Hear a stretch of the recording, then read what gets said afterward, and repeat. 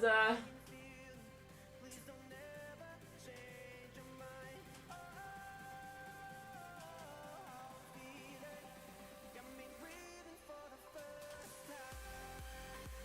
chat box, gonna work. Alright. Ugh. Yeah, I don't understand this thing. Sometimes I don't know why it lagged for like a minute or lagged for like a couple seconds and then dropped the entire stream. Pretty lame. Pretty lame. That's gotta, why has it gotta do that to me?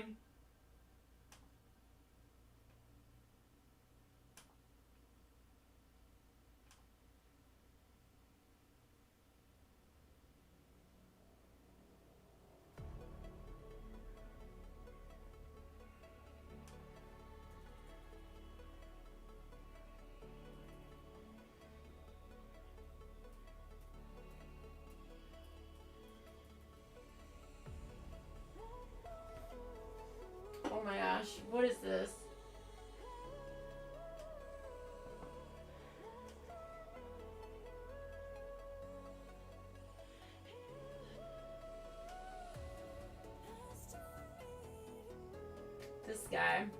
This guy in my Discord. The fuck?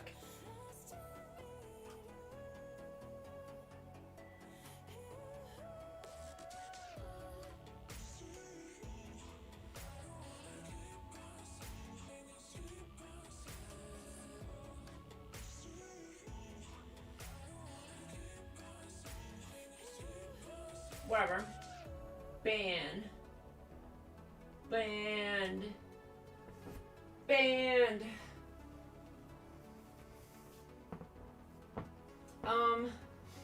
Do I get internet cutouts often? I mean, no.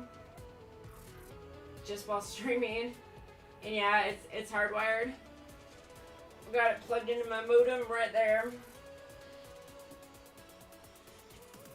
But yeah, I had to ban someone from my Discord who's acting up.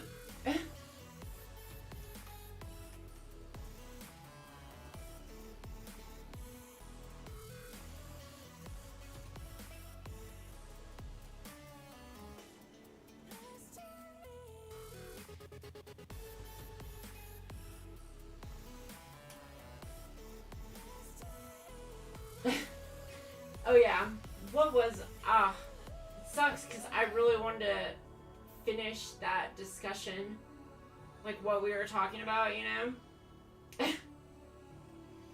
I'm trying to remember what the last comments were, but I was like really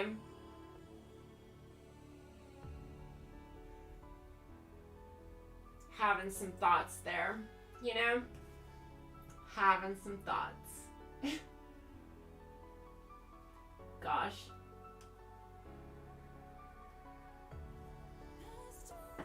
Feeling like this just isn't gonna happen again. We'll see.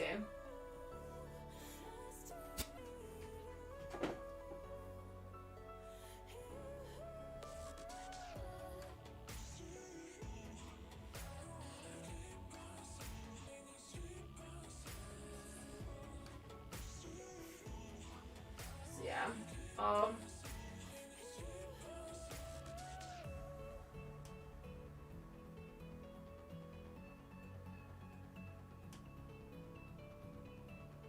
Move the chat box down here.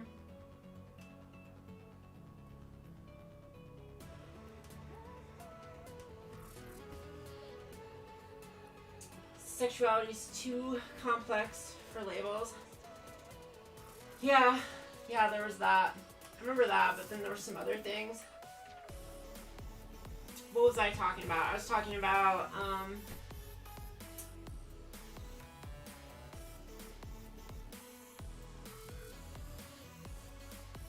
how it changes, I guess, and oh yeah, no, I remember what it was. Like how physical attraction and sexual attraction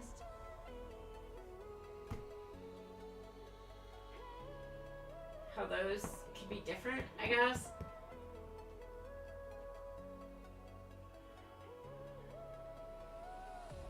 That's one thing I don't get.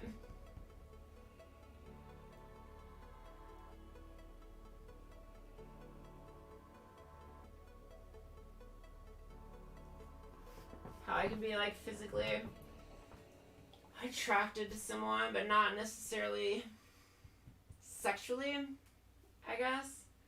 Or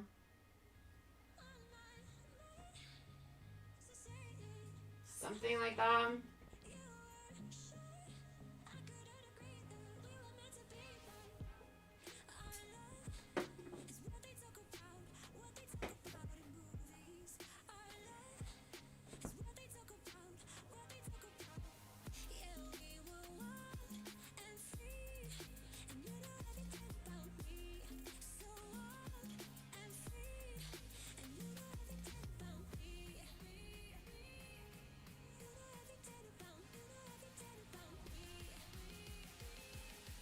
Yeah.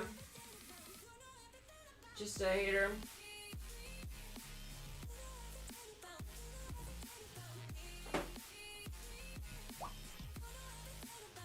Hater on there.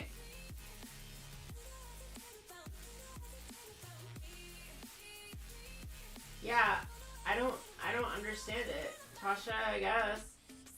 I mean, but I'm pretty sure I have that.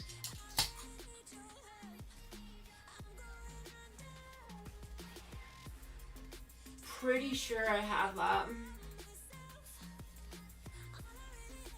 Cause there's plenty of people that like I'm physically attracted to. I guess I'm like, ooh, they're a sexy person, and feel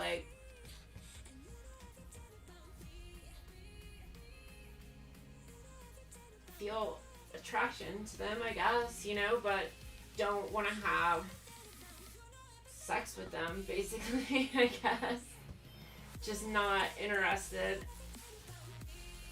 in it.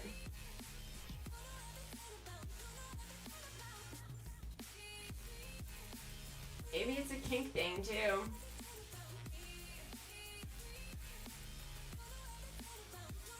You had to move my live stream to the 8K TV. Yeah.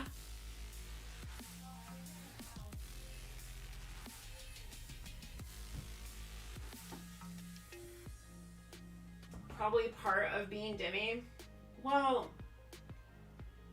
I'm talking about with like people that I am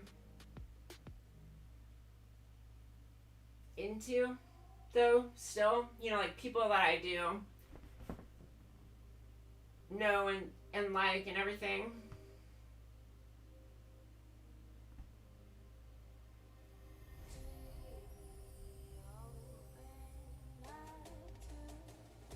I don't know.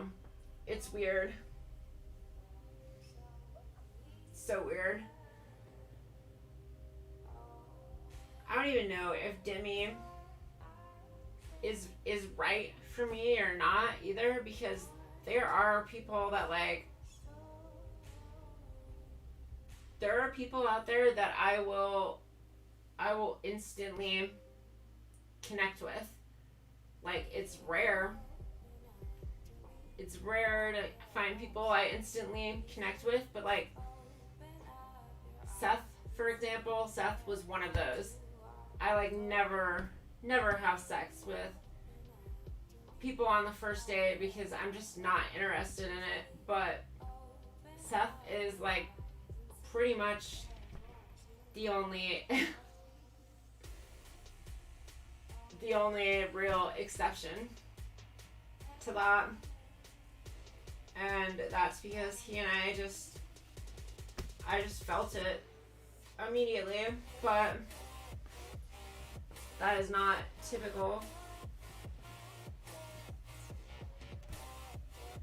I don't know.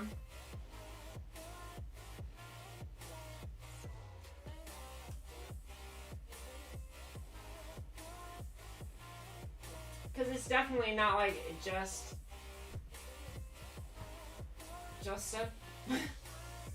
a physical attraction thing or anything like that. Like, I mean, Seth's a good looking guy and everything, but I've gone out with a lot better looking people too, and did not feel that. You know, it's not like definitely way more things about it than that.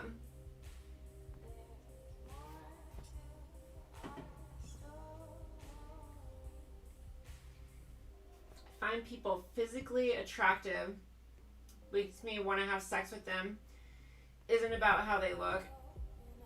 It's way more about the way they talk to me.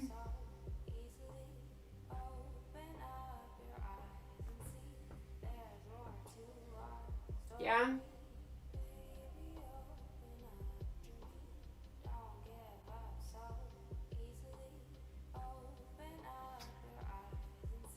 I don't even know if it's about the way. I mean, I guess I could see the way they talk to me, but like more about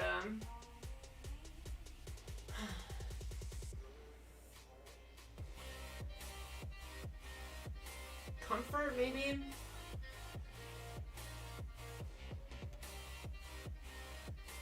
I think for me, it's probably more about comfort. Like, I just don't feel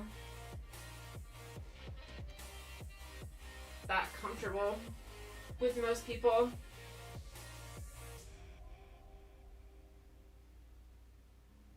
It can take me a while to never. There's, yeah. I don't really know. Alcohol or drugs in general definitely help me get more comfortable with someone. They definitely help.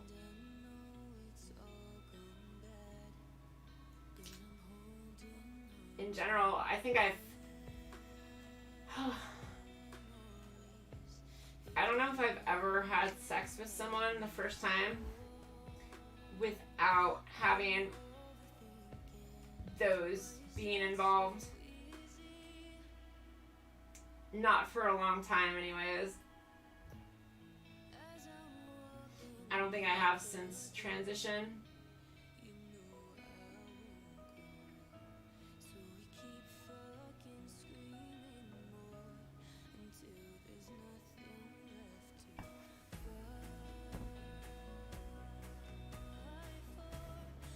Yeah, I think for me it's more about the comfort than the kink. Kink, I think, can be a factor too, but that would be more like that would probably be more in like long-term relationship scenarios, not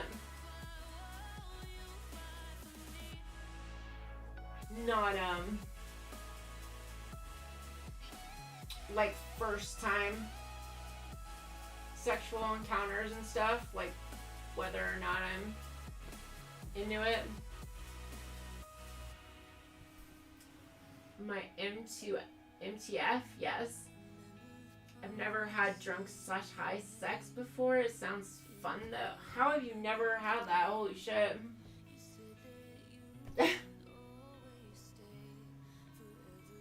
Makes it way easier. Oh my god. Seth and I never could have gotten anywhere near as kinky as we got if not for alcohol and drugs being involved, because shit, we both of us have a lot of anxiety and stuff over that, and it's like it's way harder to like role play and like get into that stuff. It can feel really,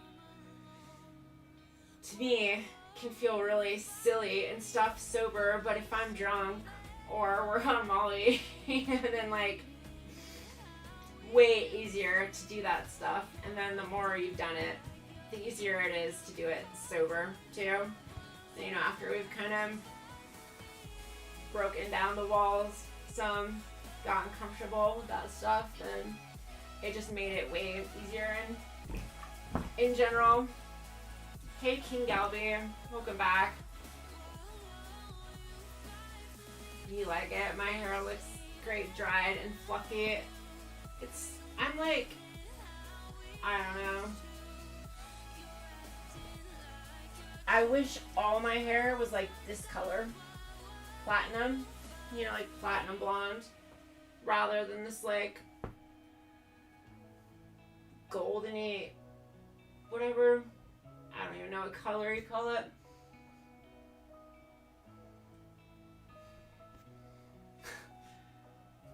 You haven't been to a party since transition. I mean, huh. Yeah, no, I mean that's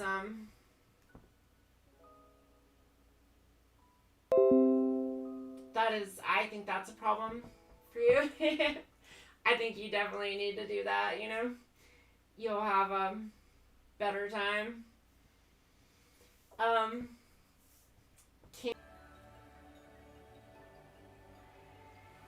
Didn't drop, did it? Okay. It was lagging there. I'm glad. Stupid internet. I pay enough for the fastest internet I can get here. Like, give me a break. I don't know, going blonde. And, yeah, no, you can't do high sex anymore. I got way too nerdy about your performing drunk sex. Well, when I say high sex, I'm not talking about weed. I'm talking about other stuff. Primarily Molly. I never have sex high or on weed. I get way too much anxiety. Molly was her name. That makes shit way easier. Except for coming. Makes coming almost impossible. Who's Seth? Hi, Ann. Your hair looks good on you. Thanks, Clivera. Seth is, okay.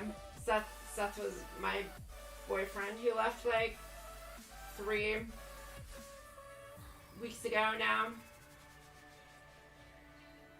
That one, he moved away.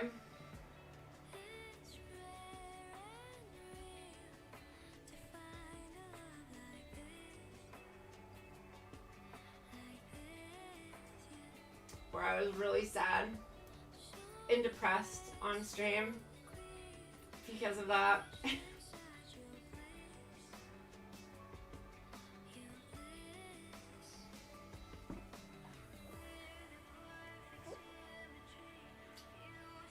Golden blonde, yeah. Are you planning to touch it up? Oh wait, you're thinking of going pink or blue or something, right? Yeah.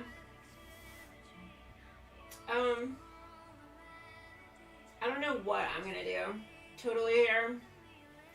Like, I think I need some time to heal. For one, some guy is gonna, he's supposedly wants me to get a perm too. Pay me for that. So that's why I dyed it. Someone, he paid me to dye it or bleach it. So, yeah, maybe I'll do the perm and then I can go. Blue or purple? I was thinking, kind of leaning towards purple.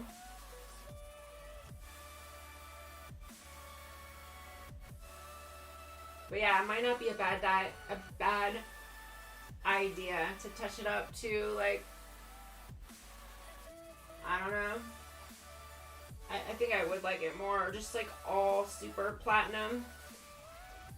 I think that would look cooler.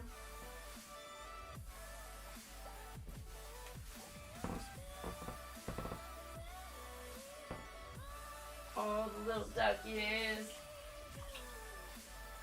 Them little duckies.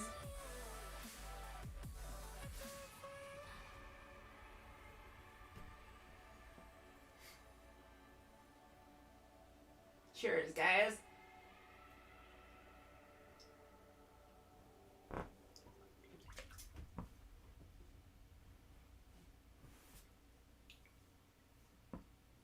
So I was trying to think of like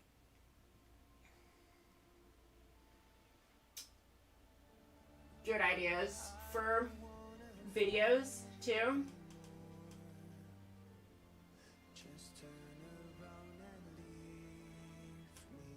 Wait.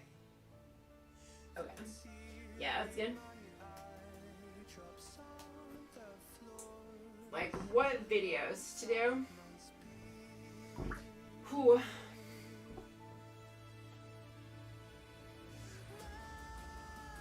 I asked my mom for childhood pictures because I have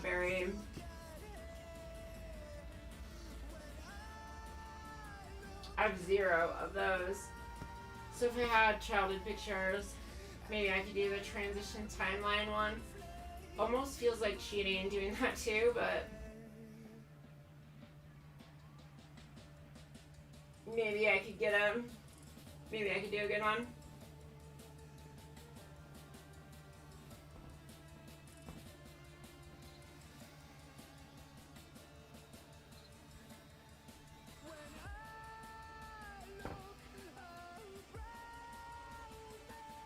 Did you miss anything? I guess. I was talking about videos and what to do, making videos. Taylor and I sort of today back and forth a sketch idea that I might do. I didn't like his ideas, but I came up with an idea that I kind of liked because it's like simple and more my style, and it's what I know. Silly comedy, kind of.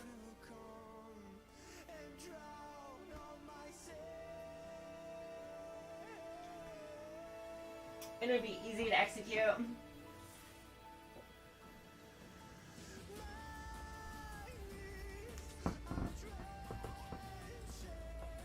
Cause yeah, I need like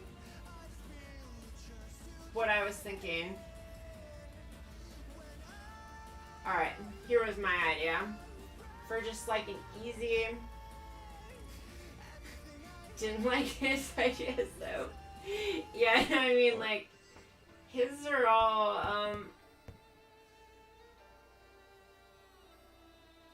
they just weren't, they were like too elaborate, you know?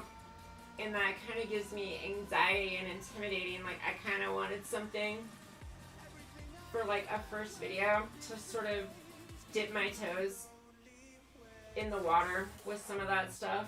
Like, a bit easier of one. So my premise was very simple. It's like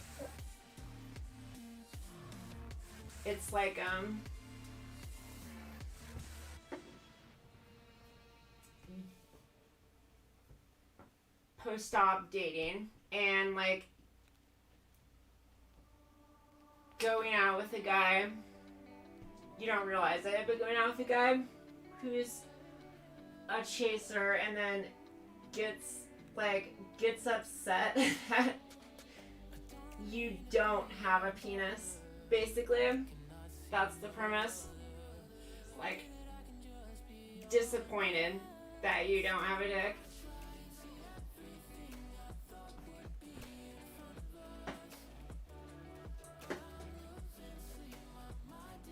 Just basic.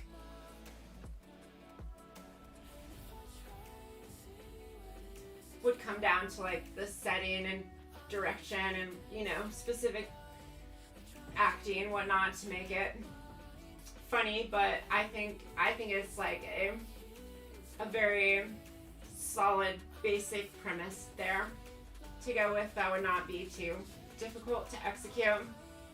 Just need two people, so that's it, you know? Plus it's relevant and like just sort of silly. And with absolutely no preachiness or anything in it. I don't like that, you know?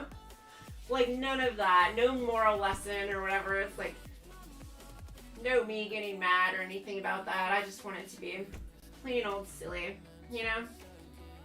Just funny. Nothing else.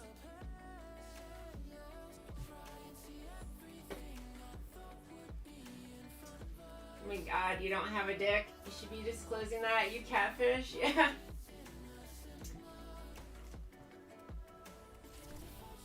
What I was thinking is like, comes time for sex or something, keeps trying to like position himself to like, you know, be top, like hitting at it, you know, and just like very confused by it. And then, I don't know, something silly after that. Some silly line.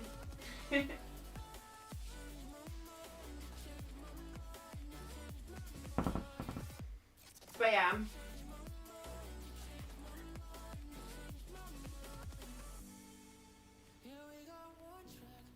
Also, anyone who's watching, if you can give likes, it does really help.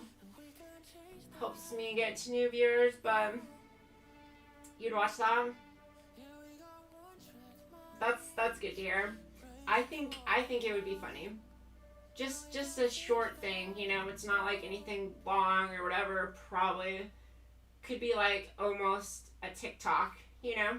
Probably could get it in like a minute. Depending. But yeah, I thought that would be like a good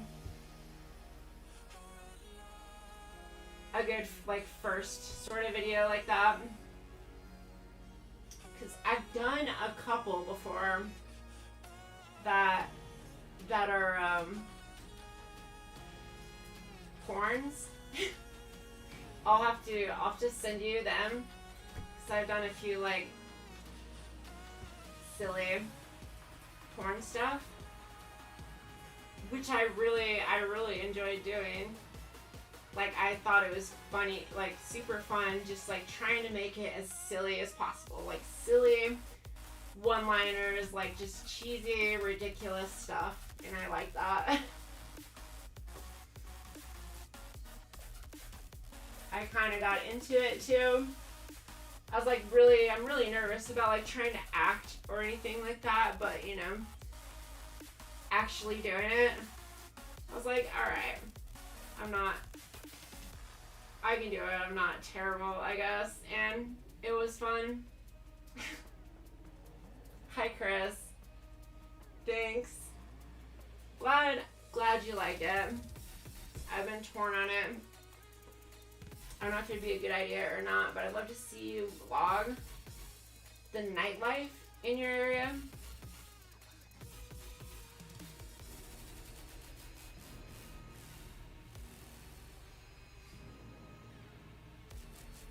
I don't know exactly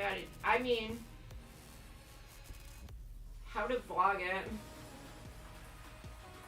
Like on TikTok, I guess, or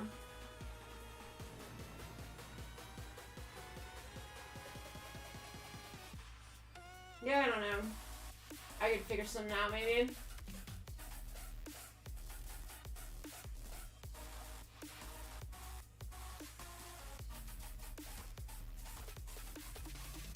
Corn flops are so funny. Yeah, no, I'll have to send you it. Tasha, you can see my favorite one. I've done a few silly ones.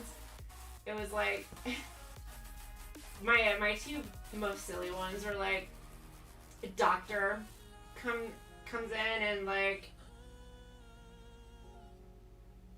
I need to like come as my treatment or whatever, and he has to like assist me in coming. That one was like more simple. Then like my really complex one where everything had to be like mapped out, rehearsed, and everything, which was way more fun, was where like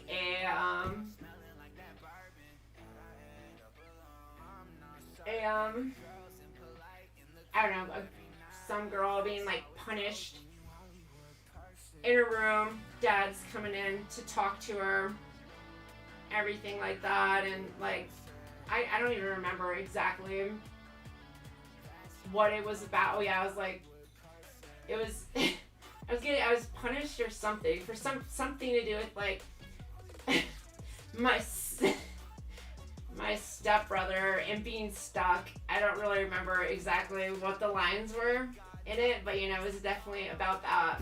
And then, you know, punishes me further.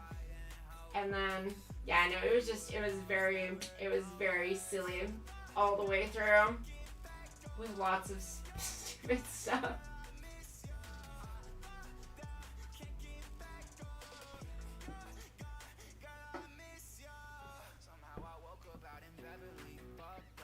That happens. A guy wants you to have a dick. I mean, it's weird.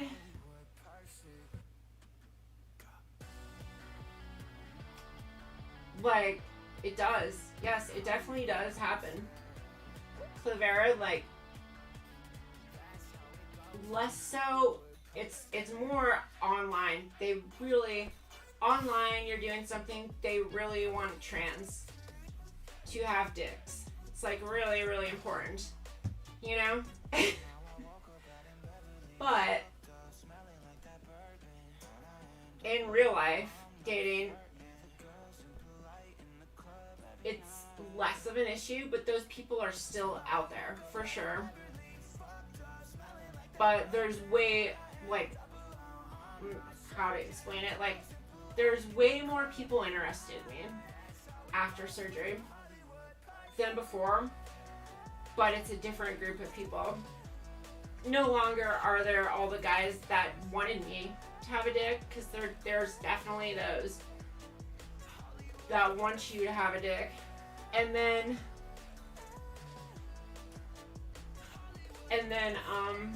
there's just the guys who see me as female now, or they just don't care. I don't know. But yeah, there's definitely guys out there who want you to have a dick.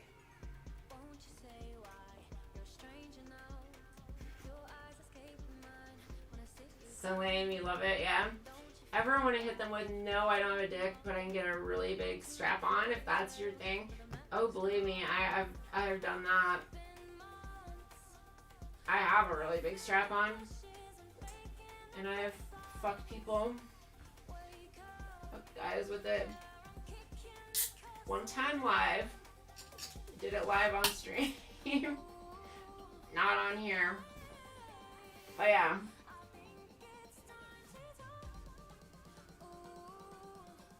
Actually, my first time ever topping a guy was live on stream with the strap on. And then that was also his first time ever as well. I mean, some men are fetishists, so they'd specifically want a dick, but I guess others might just genuinely be into that. I'm with you there, Chris. It's like I've spent so much time thinking about it too, and it's so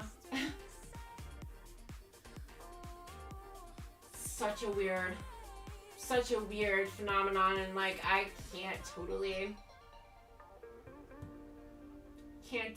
explain all of it, because it's not necessarily bad, but sometimes it is bad, and it's hard to like explain what those situations are and why, you know. I think Tasha and I were getting into it a while ago, like trying to get that. Like, I kind of lean more towards some people like the like dirtiness, the wrongness, you know, kind of like having a penis. You know, it's like if a pretty girl has a penis, that's just like makes it hotter because it's, you know, sort of dirty, wrong, whatever, that sense. And then I think Tasha said something I hadn't really thought about, of like it being more about misogyny, kind of. How like they prefer to think of it as like that they don't think of trans women as women, basically.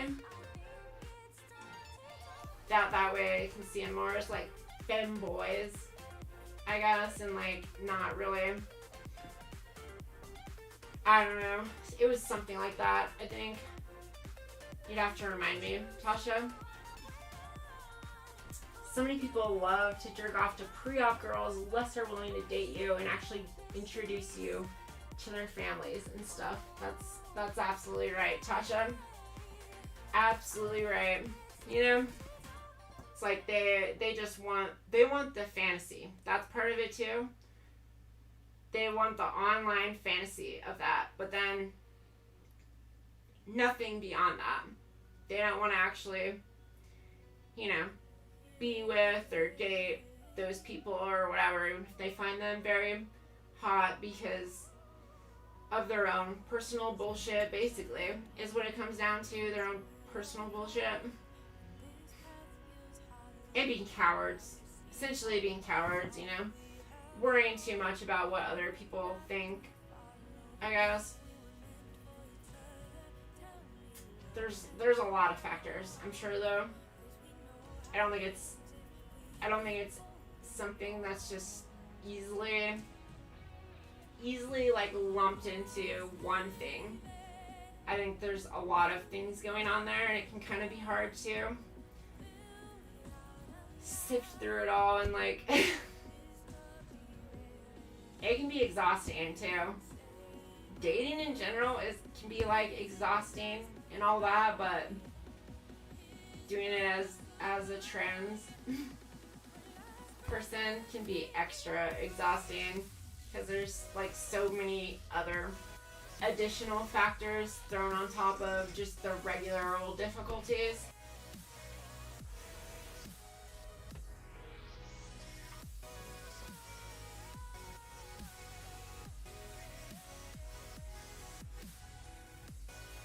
I kind of hate that every sexual encounter as a trans person with non-queer people tend to very much focus on the transness. But oh well, I guess we gotta wait a couple decades until that's any different.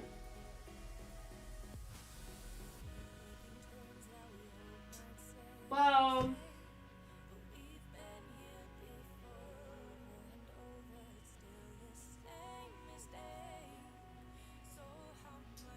I don't know if that's true.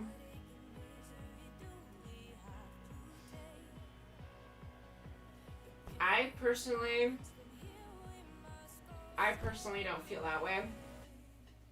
But I mean, I'm post-op, so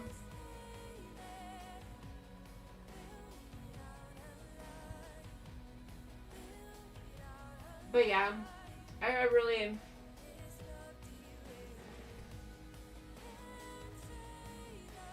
I don't really feel like my transness is a factor in my encounters anymore, honestly.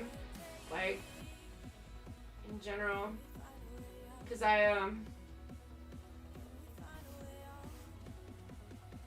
I've dated stealth too and done all that stuff as well, you know, and I've done it both ways, and really what I've noticed is like not that different, but it was very different pre-op for sure. But like because I would never do it stealth pre-op, but doing it post-op, I've gone back and forth between like disclosing, not disclosing. Like really, it hasn't changed that much overall, and like, yeah.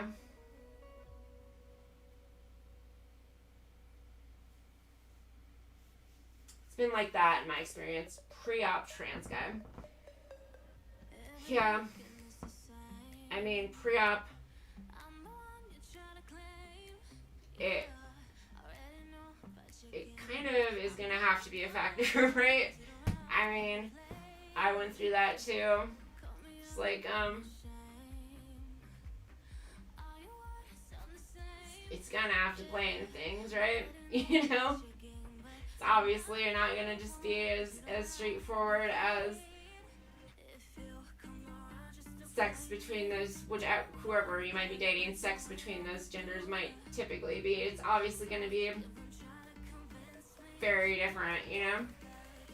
If you're like a pre-op trans guy dating females, you know, straight or whatever, and doing that, like, obviously that's gonna be a very, very different sexual experience than, like, you know, if assuming you're like dating a straight female too, it's obviously gonna be like a very, very different thing. So yeah, that's comes with the territory, I guess. You know, there's not much around that until being post-op, I guess.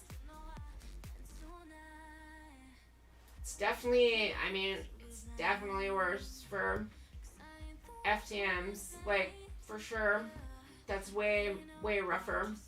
You know, like, it cannot be as different for, like, say, pre-op trans girl and a guy can still just fuck them in the ass, and it's not that different, you know?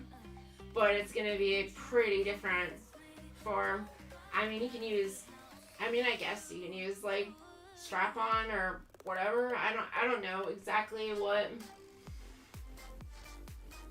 the preferred method would be there, I guess, but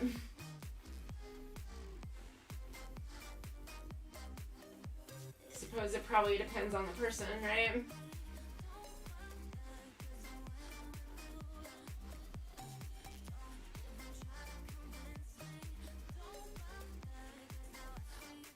Chasers that are trans exist. Cis guys that aren't chasers exist too. That's true. That's definitely true. I've noticed that as a thing for sure. That, like,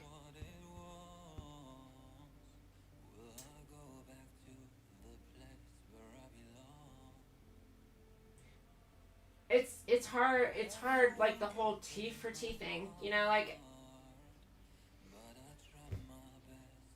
I kind of have issue with that. I don't know.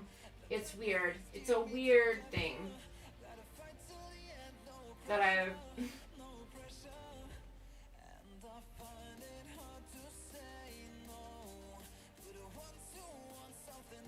I've thought about a lot, and it does seem like a lot of some have tried to say, you know, like, it's a comfort thing, and maybe that's true. Like the whole trans for trans, you know, that whole thing. Someone who at least understands that part, and that's valid, I suppose. Like, can't say it's not, but I feel like that is not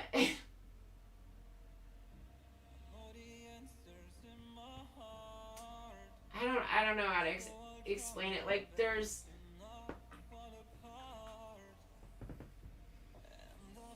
I think some of it is based in sort of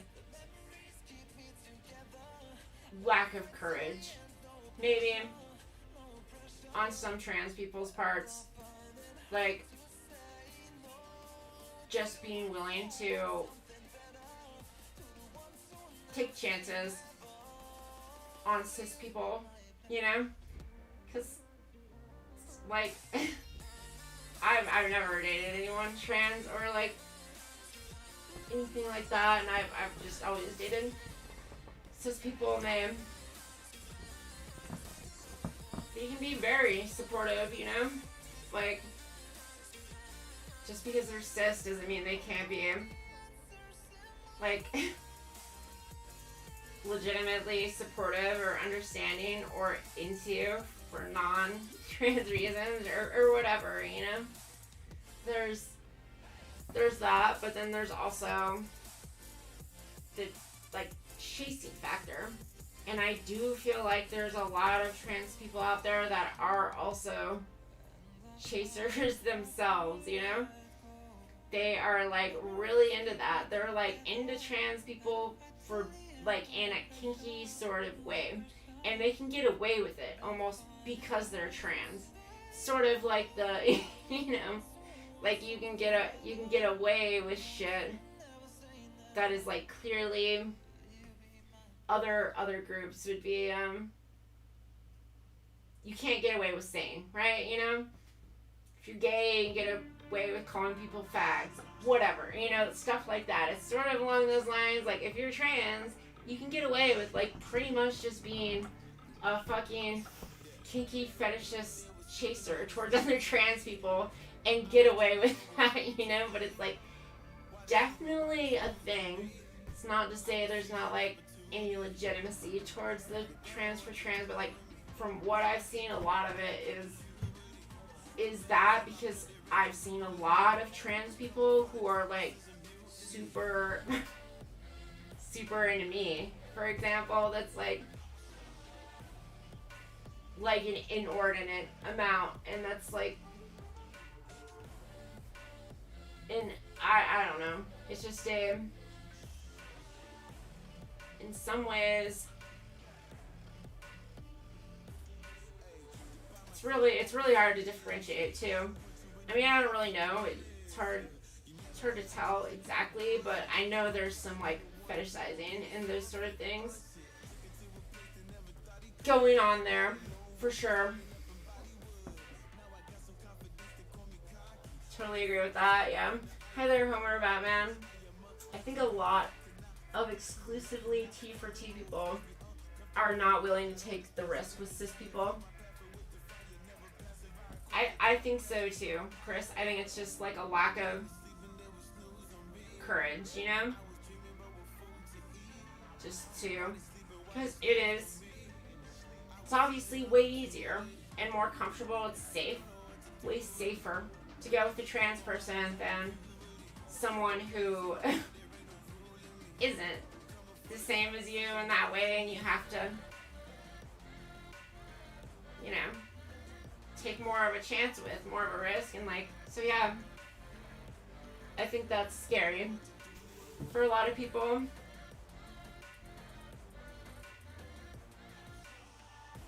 Yeah, some get away with some BS. Yeah, definitely, Chris, you know, it's like,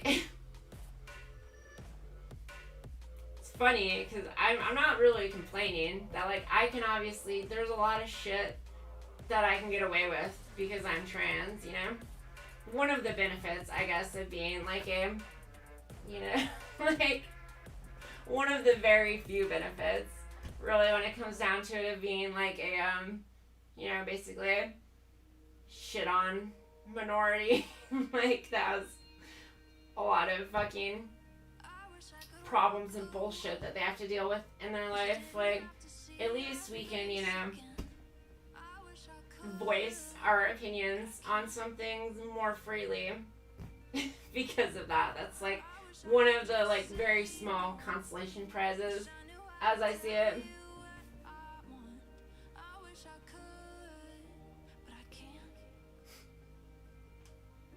As a cis guy, totally understand trans people not feeling comfortable wanting to date or hook up with me, especially through dating apps.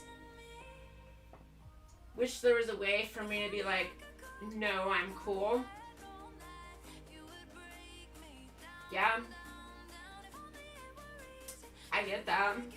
And yeah, that's like definitely not a thing, you know? Because it is incredibly, as someone who's dated a lot, like, I've gone out on a lot, I've done a lot of online dating as a trans person, both pre-op and post-op, both stealth and, you know, disclosing, like all of it I've done, and it's it is onerous at best. It is a task to sort through everything. A lot of it is like trial and error too. You sort of learn over time, like some of the bad things too. Those signs, and just like there's a lot, you know? It's not an easy task. It's really hard to find the guys who are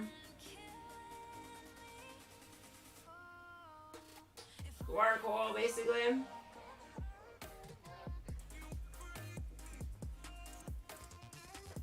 Also, if you guys can give likes, it really helps on the video.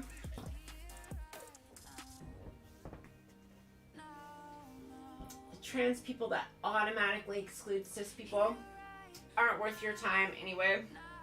I agree there.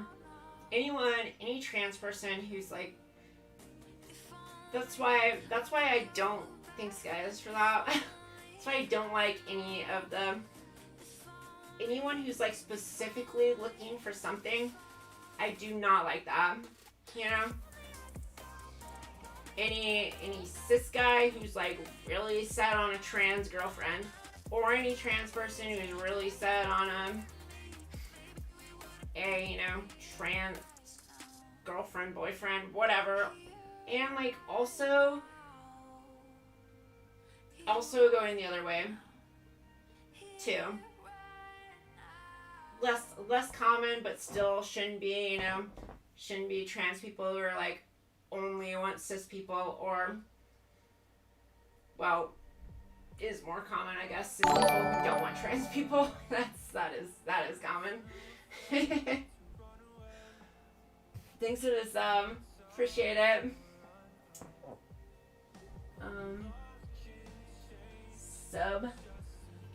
Subversive slave. But yeah, that is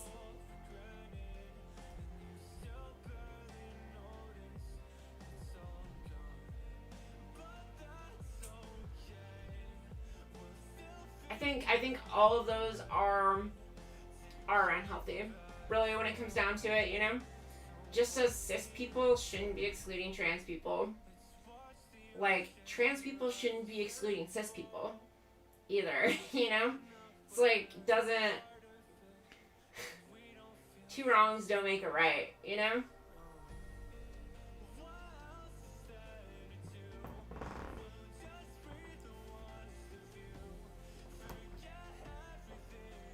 Came here from Demon Mama, by the way. Oprah community can help a bit. It definitely has. Demon Mama is like that. Her plug and everything helped so much. I was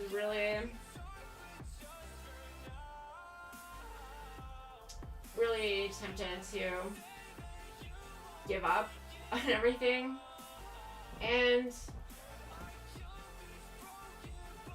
I still kind of am, but I don't want to. I'm pretty stubborn, and I don't really want to have to, but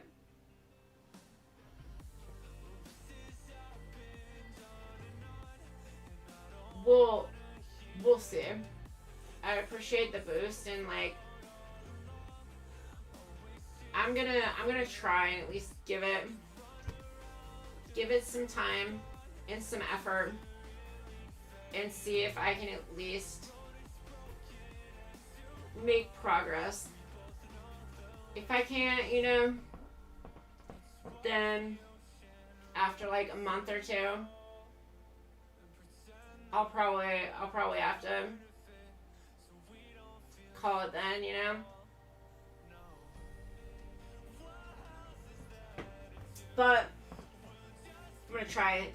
I'm gonna try a few different things. See what I can do in that regard. Maybe try and make it work on YouTube, I guess. I don't really know what other options I have. Maybe I should look into like a few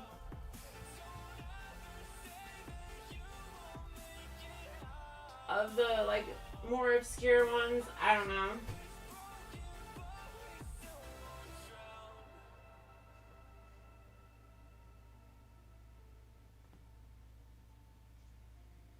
Because I actually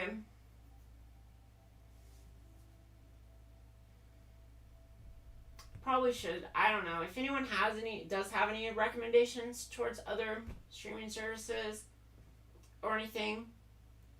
I'd be down to try them. Cause I did actually used to do Meet Me for like a month and a half. I did Meet Me and I actually was pretty successful there. It was sort of like my training for Twitch, but I did pretty well on Meet Me. I would get a lot of viewers, and I think in just a month or so I already had like over 1,500 followers, which is not bad for like a month. If I could get there on YouTube, you know, if like I had, because I was at like 4,000 or something on Twitch after a month and a half, 2 months basically, month and a half essentially. So like if I could get like 1,500 on YouTube in a month, that would be, I think that would be enough for me to say, alright, I can do this. If I can't, then, because like I've already have a lot of exposure, followers on other platforms, things like that. If I can't translate that into even like 1,500 at this point, 1,500 on YouTube, then it might be time to do something else. But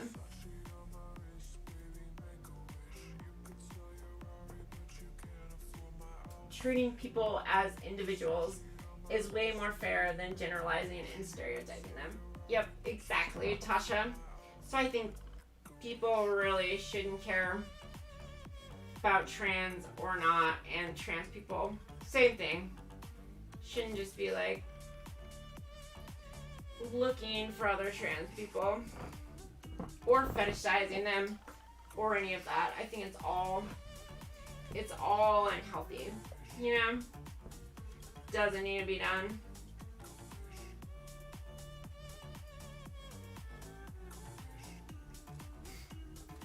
Yeah. We'll see it, Clovera. Because maybe I'll just turn it into like a more casual thing too. Focus on other stuff. And not do this stuff like regularly, you know, not streaming like 5+ nights a week, not doing that like I was on Twitch, but instead just on occasion.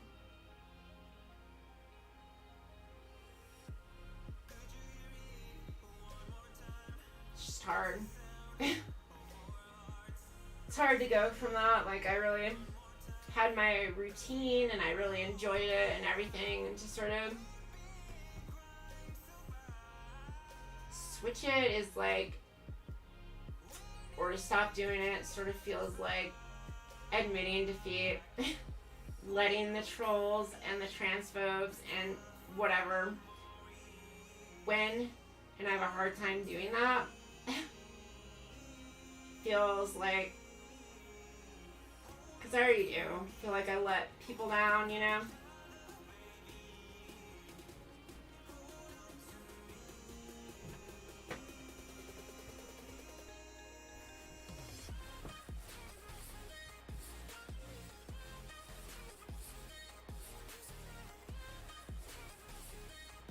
Flex Storm?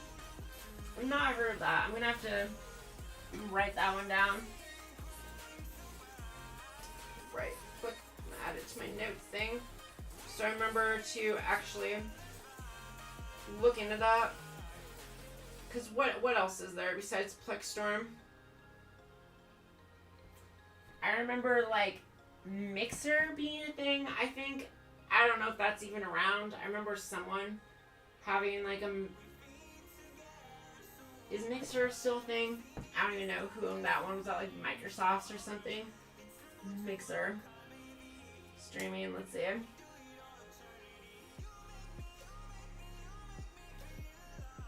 says was in the Wikipedia, so it looks like no longer. Oh, yep. It was Microsoft's and it shut down July 22nd, 2020. So yeah, no longer a thing. Yep. Yeah. Sadly. Yeah, I was trying to think of it sucks how there's no real fucking competition for Twitch. So dumb. Bitching about this before, you know? YouTube seems like it's the closest and it's still like a far cry from Twitch. Like, comes down to it, like, not the same.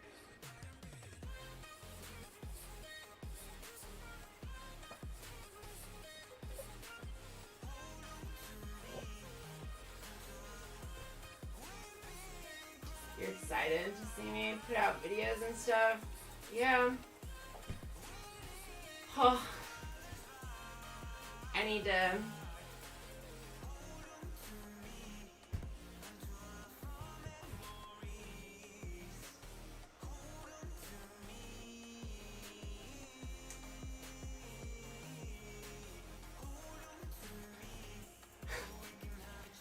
D-Live? What is that? You have such a strong monopoly. Fuck. You know what? Fuck. Part of me wants to like create a competitor, you know? Create a real competitor to Twitch.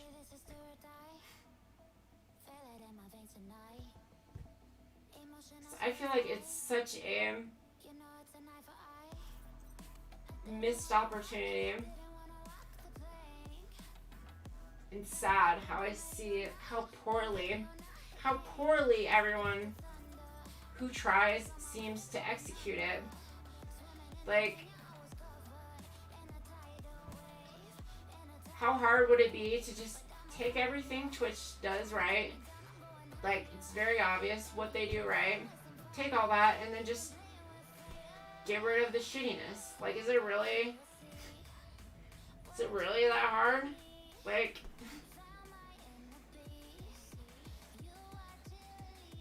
there's definitely a lot Twitch does shitty that could be majorly improved upon. And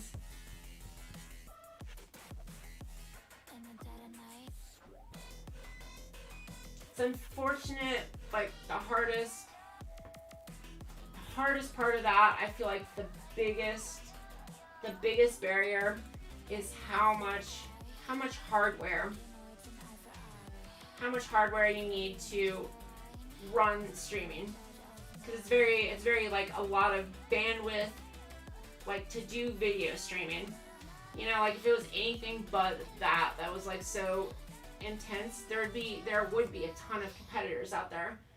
But like, even if you're a great coder or whatever, could code it all, like, you need I mean, I haven't looked into it. I don't know exactly what the cost would be. It would definitely depend on scope and everything, but like, it's a lot of overhead. You'd have to be willing to really throw in there, because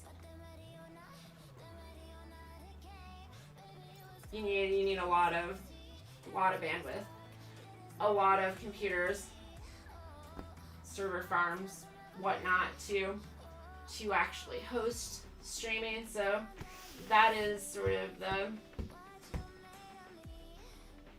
the unfortunate tricky part there, which,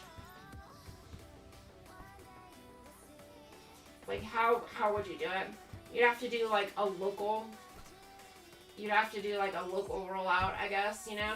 You have to do like an LA rollout, increase gradually if you like were to do it as a normal person, not some fucking, you know, massive tech company already or whatnot. If you were to do that, you'd have to start very small and branch, but even then it might not be that that's tenable. That's like the tricky part of it, because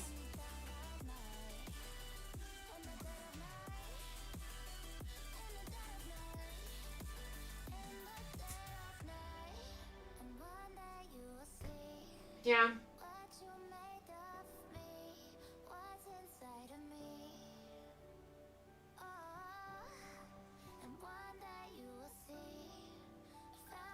They have such, yes. Even if you build the perfect platform for streaming, the marketing required to actually be a competitor would cost so much money.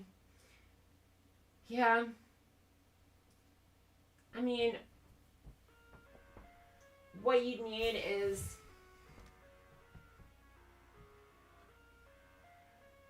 I think you could get around that.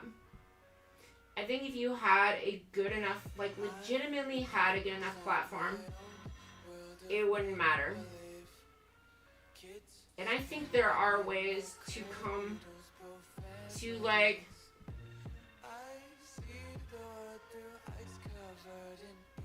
get around that.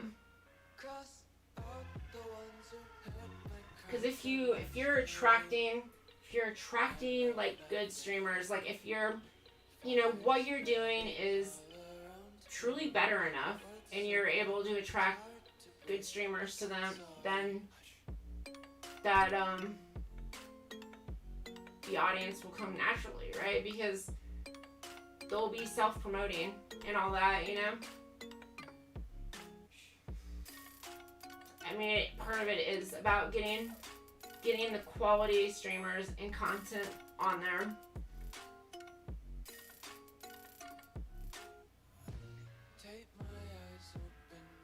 To do that, you have to give them good enough terms, I guess, to make it worth it. Which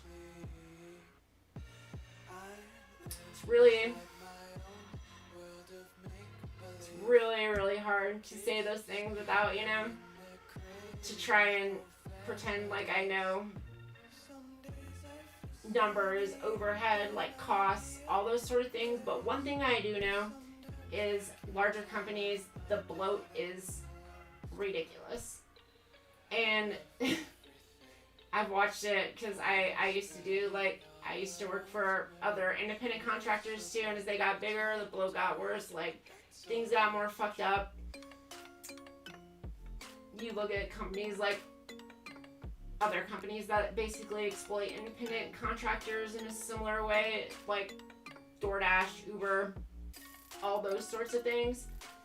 And oh my god, like, so much over time, like they've massively decreased how much they're paying their drivers, basically. And you know, more and more has gone to fucking bloat, marketing, competition, like large salaries, like all that shit, you know? It's just gotten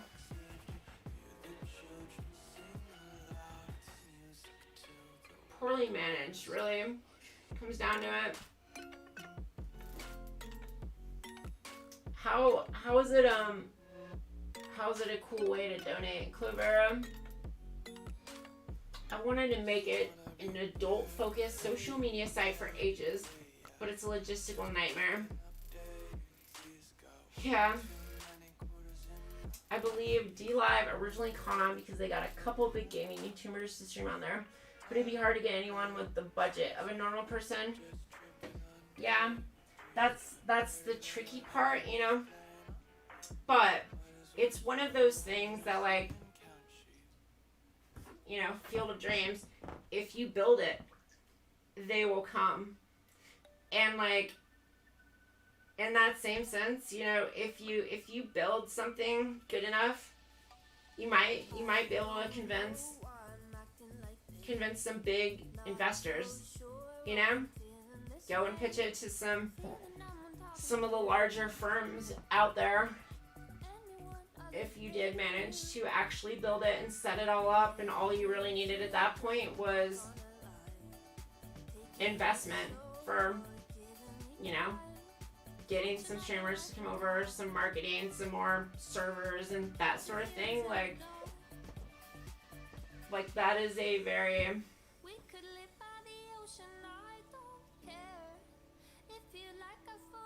possible.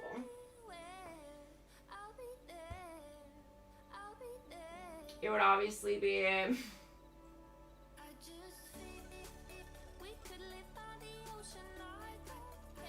huge undertaking and a huge gamble too, basically. But honestly,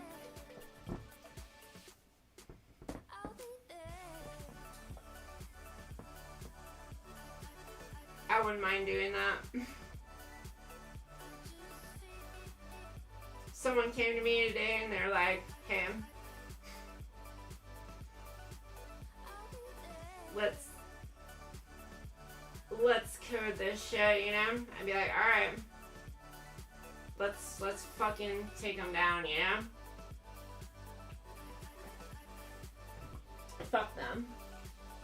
Can be done better. I truly believe it can be done better.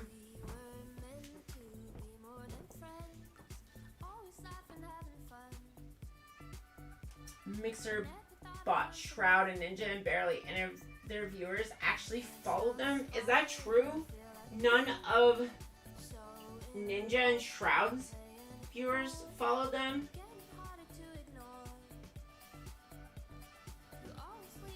Alright, but here's the thing. I never tried Mixer.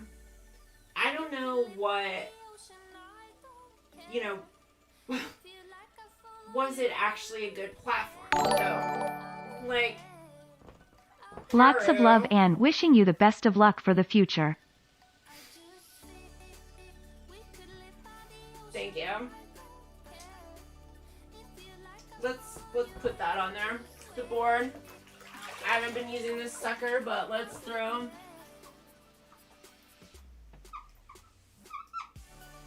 Haru up there.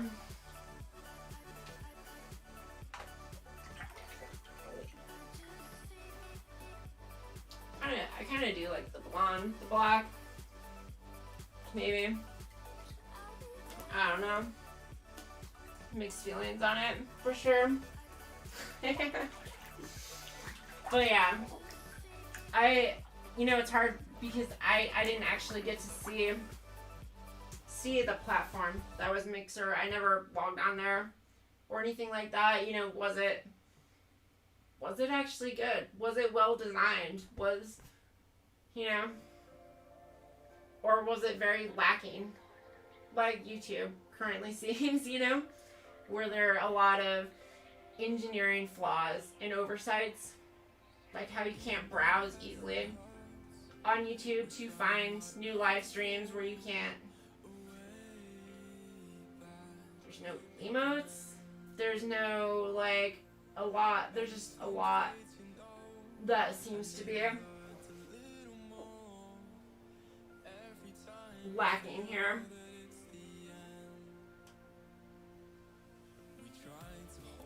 The other thing to keep in mind is there has to be enough people that care about what you're providing. As an alternative.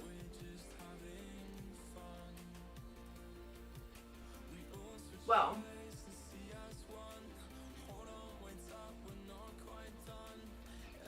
I think people would care, right?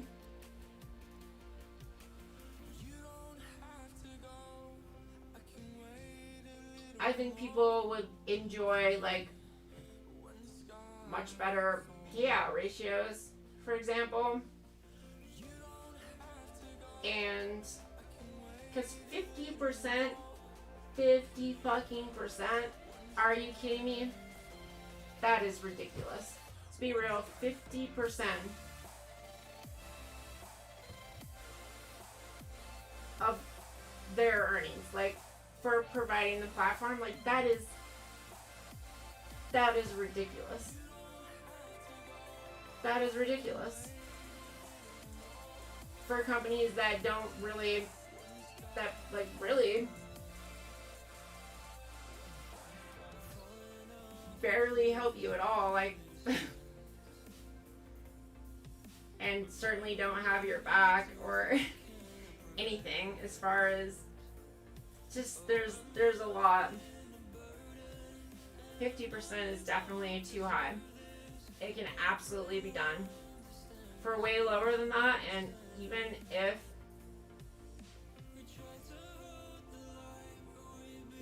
maybe you don't get the very top biggest names, because you're not going to be able to compete right away with, you know, lucrative contracts like the $5-10 million contracts that they give them outside of their earnings. You know, there's a lot of mid to upper mid tier streamers, because most streamers don't have that. That's just for like the absolute tippy top ones, you know, the top, you know, 50 maybe. They I think a lot of other streamers might be interested in much higher payouts though, potentially. And yeah, no, it's obviously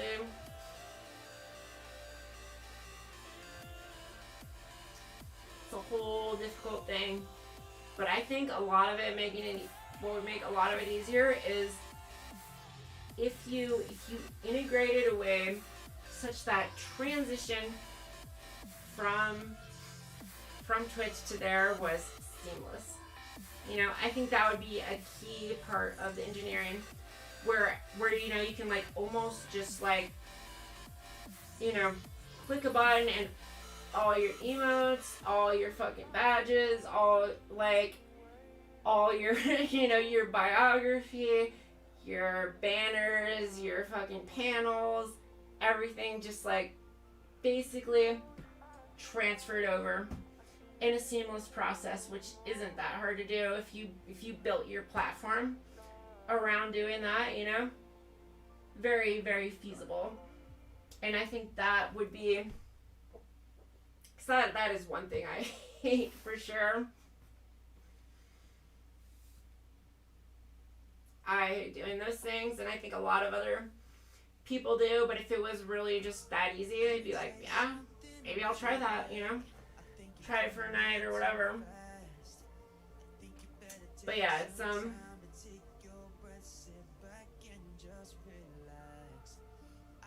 obviously a very, very large undertaking to try and, I mean, it's Twitch, but essentially, yeah, you're fighting Amazon, too, you know? Like the largest company in the world, basically.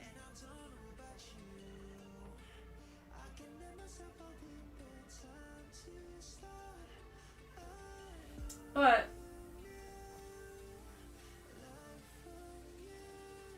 someone should do it, because no one is doing it. I'm gonna add D Live to my list though of potential places to check out.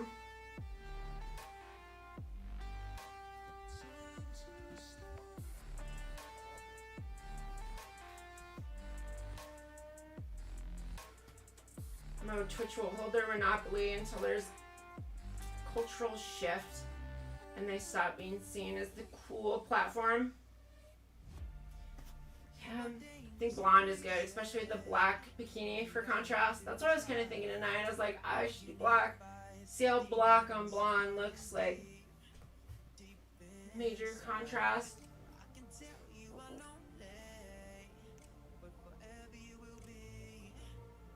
I switched from MV to OF because of the better payouts, yeah?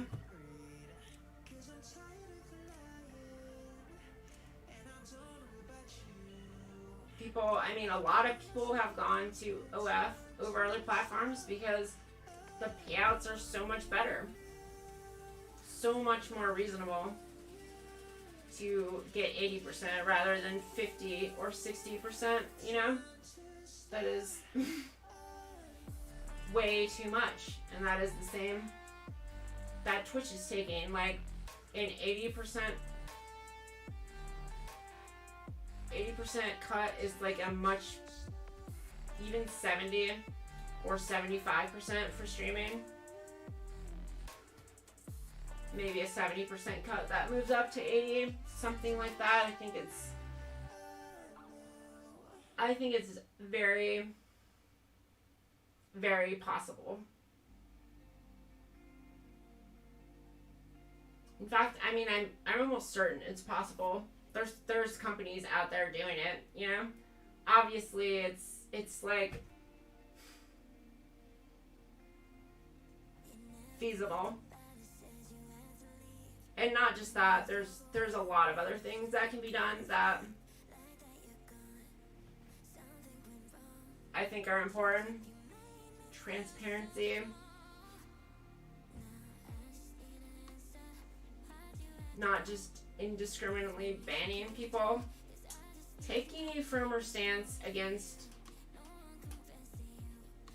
people who are just haters, those sort of things.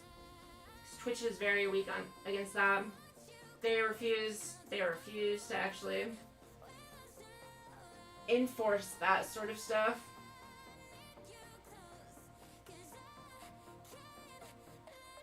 They don't require, like,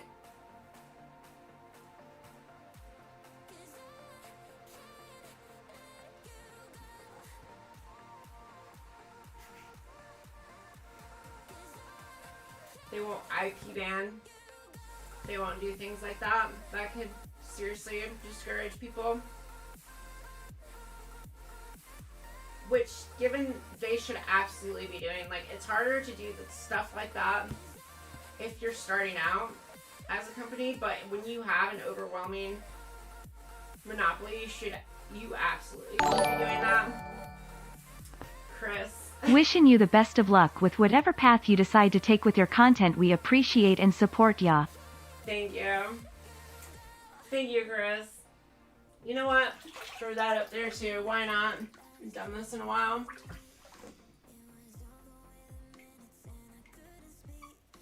Yeah. Chris.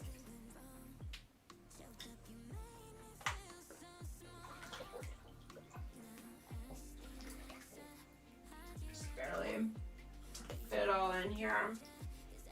Okay.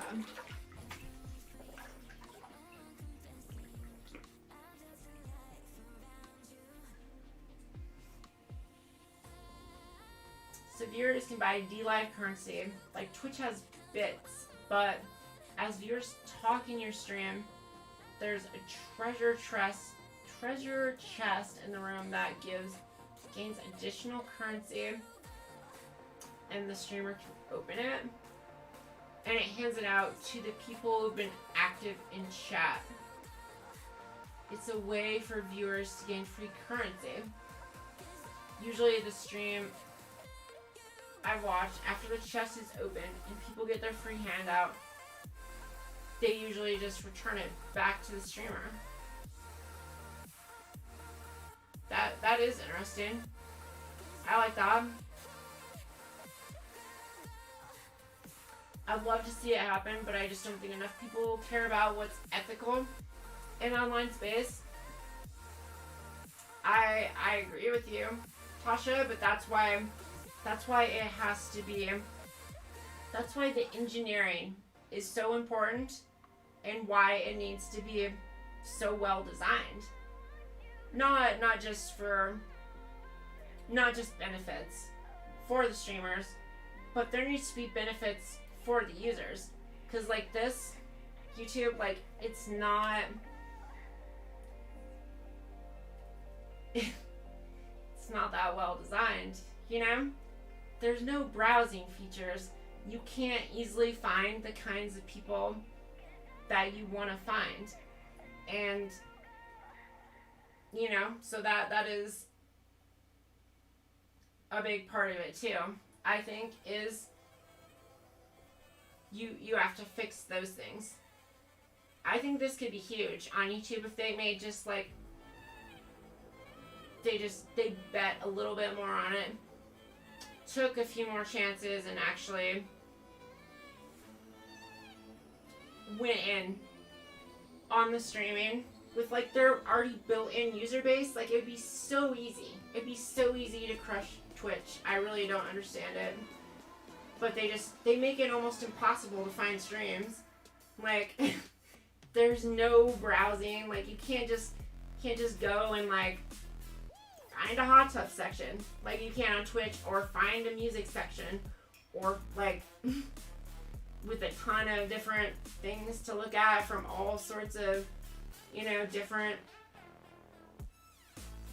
levels streaming. Like, you can't just search amongst like only live streams. You know, if you search, it brings up YouTube results to, like, you have to specifically filter for live, and even then, like, it's just and that's after every search. It's like a huge nightmare. It is very poorly engineered, and that's because all they're using it for is a way to like supplement the YouTube content. They're using it as like a way to further push people into the videos on YouTube. They're not willing to just go and be like, let's make streaming a thing, you know? Let's give people what they want with streaming, you know? They're hedging their bets, and that's why it's never gonna compete with Twitch until they're willing to actually do the things that Twitch is very clearly doing well, which is having the categories, having just some people just want to come watch live streams, you know? You can't really do that on YouTube. You have to have like a specific like idea in mind or whatever. Like, there's so many streamers and stuff I found on Twitch just by like browsing, you know? Cannot do that on here. You can't just be like, oh, I'm just gonna go see what's on. You have to already found out about someone another way, basically.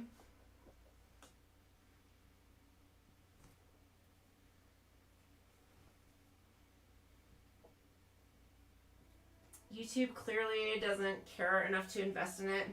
Why is there no tab? Browse live streamers. It's so bad. Like, that's such an easy fix in my mind. Like, that I'm having a hard time seeing why they wouldn't implement that. Like, just allow browsing. I'm like honestly a bit baffled by that. Like, what would that harm? Like, they have a tiny bit of browsing. You can see like a couple streams, but that's it. You can't like actually browse, and that's just baffling to me that they wouldn't take it just that very, like, all the code's already there. It would not be hard. It's just like enabling. Like, they really wouldn't even have to program anything. It's like it's a decision that they have made that I do not agree with, that I have a hard time seeing the validity in, which I think is a huge mistake on their behalf. YouTube seems to be taking the path of promoting endless doom scrolling with their algorithm and the new shorts. Yeah, the new shorts are like, what? They're like a competitor to TikTok, right? I guess what they're trying to do there is just... Tasha, I was talking about that.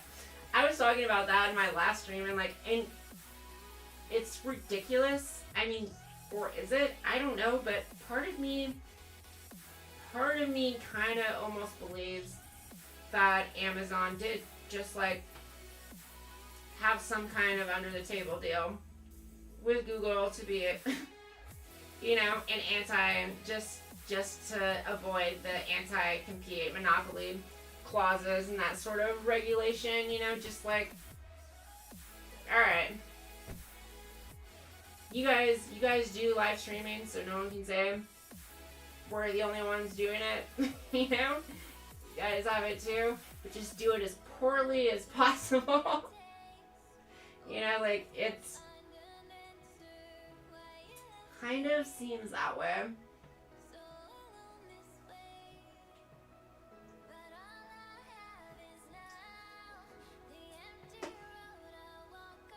Here's the only reason I could think of that YouTube would do this. And that's because they want to force creators and streamers to also create original content or whatever, just specifically for them that's not live streaming, you know, just like create content for the platform, because that is pretty much what you have to do to have any success as a streamer on YouTube with the way it's set up and the way exposure and whatnot gets. Like, you have no chance. It doesn't matter how good you are or internet, whatever. Like, if you aren't producing original content on there and you don't have a massive audience from elsewhere, like, you're never gonna get anywhere. So, like, the only possible reason I can see is they really want to force people into making content for them, like specific videos, not streaming, but like that. I think anyone can look at that and see that's just stupid. Like, that doesn't encourage streamers to come there who are making like streaming in the videos and that are content, and like trying to force anyone into like a specific kind of content just because that's where you traditionally made your money is ridiculous, because there's this whole entire other market out there of people who are just streamers and want to primarily focus on that and whatnot, and they're making their own form of content. You know, just I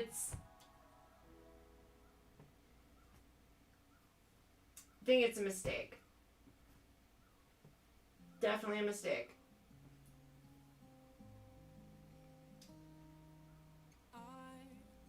YouTube streaming is kind of an afterthought.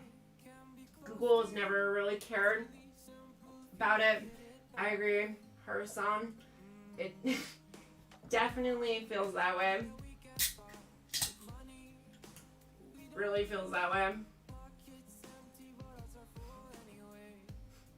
I think it's similar to this idea of long form content draws audiences that will see advertisements.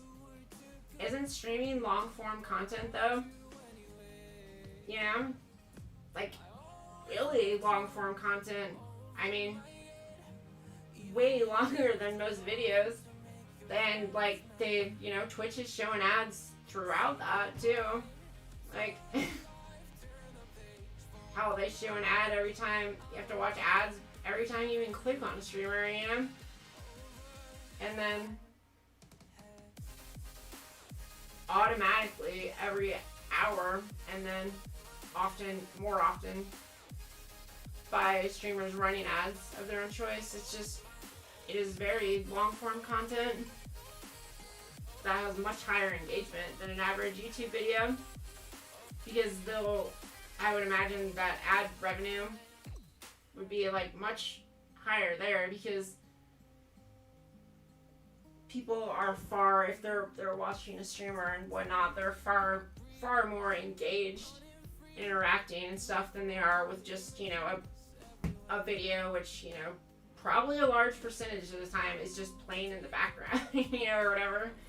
They're probably not like paying 100% attention to or whatever. Not that people don't do that with streamers as well, but like I would be willing to bet just the overall engagement is far higher with streamers than it is with the average video.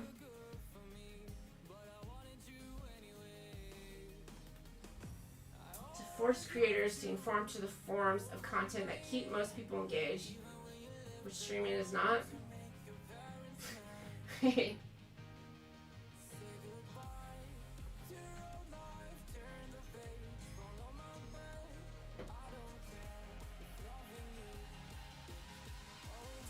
Stream future is just bait to make entertaining personality. If you don't like Twitch, come here. That eventually just make videos for them after they realize the streaming here sucks. Yeah. There's that I know, I was reading about some big League of Legends, I can't remember his name, but he was some big League of Legends streamer who came to YouTube after his Twitch ban, and he was just he very recently gave up streaming, basically because, you know, he went from like 10K viewers or whatever on Twitch, and even after doing it a long time on YouTube, you know, 700 or 800, people are like, well, that's really great and everything, but he's like, well, it's not the same, and it's because YouTube is not built for streaming. So he's opting to just go with making videos now instead of streaming, because YouTube is not built for it. Like,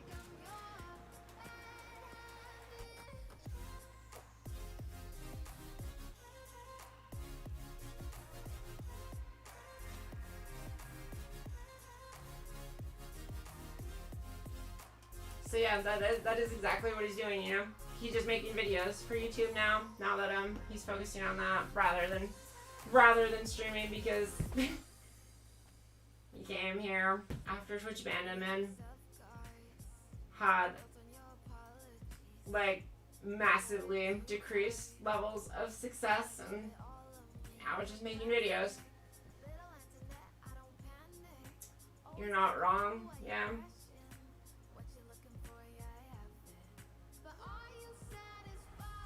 I hate having no edit option. My typos make me. Yeah. I hate typos too, but it's okay.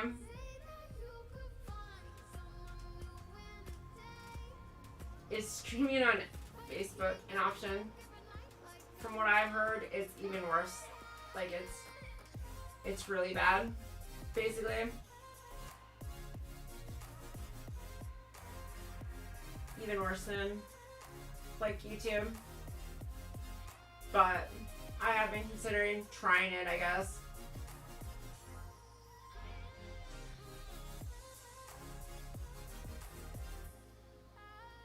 Apparently there's a lot of paperwork and requirements and stuff too, and it's like it can be a whole logistical nightmare and everything as well. Yeah, I don't know. I feel like it would have the same gripes too, because I looked at Facebook and damn, it's they don't make it easy either. You know, it's clearly just an afterthought, and Facebook as well, that is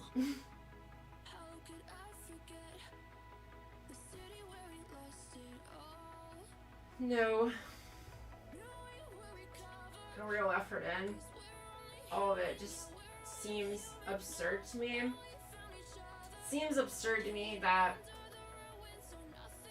so few people are able to see streaming as the future.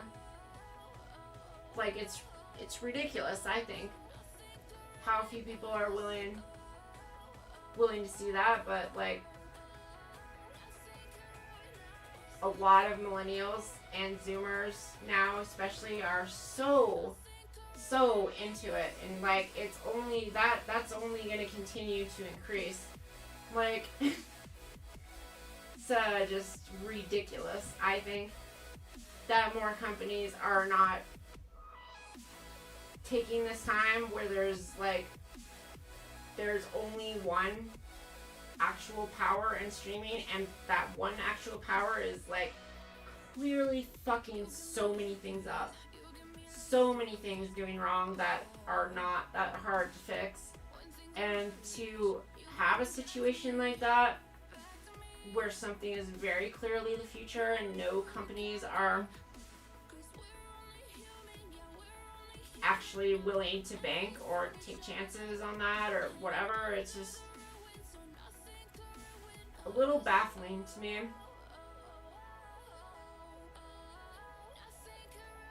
Fucking, I don't even know what, I mean, really, it's anyone who like argues about like capitalism, you know, we need capitalism. Without that, there's no innovation. There's no whatever. It's like, well, clearly not the case. You know, just there's tons of examples out there like this too, where capitalism, what it encourages is more of the same, and people to not take chances and that sort of thing. You know, that's all it really does.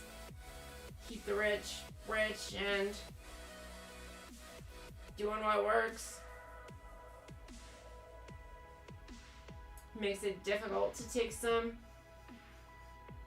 actual gambles because we've allowed these companies to grow so fucking massive too that it's almost impossible to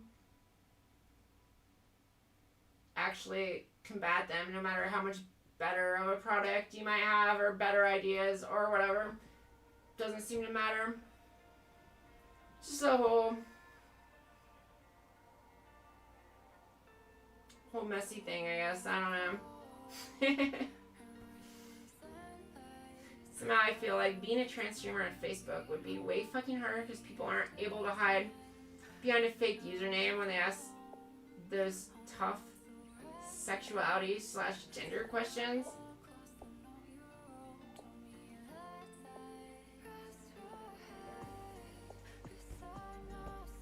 You know what? I read the comments on my Kotaku article and on Facebook, and they were pretty ridiculous. Because I had like 700 comments, so I was like, well, I guess I'll look at them. People are pretty fucking stupid and willing to be very, very stupid and sound stupid on Facebook. More than other places, I feel. Probably on par with Twitch. I don't know. But pretty stupid. Not as bad as 4chan. But yeah. So many people on there who clearly didn't even bother to like even read a tiny bit of the article and just like base all their opinions on the picture and the title, you know, of the article. I was like, ugh. So stupid.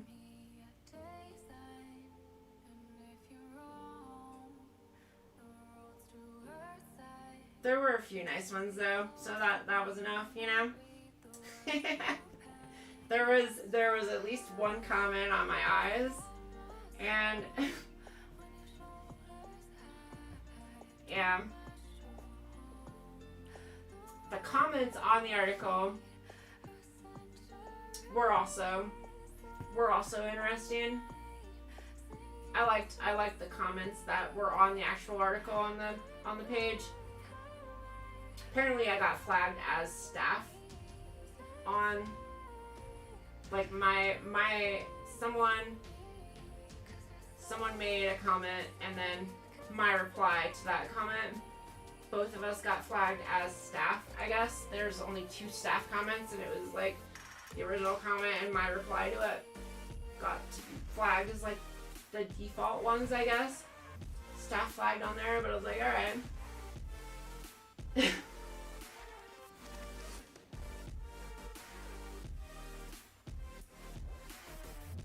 all your homies hate capitalism.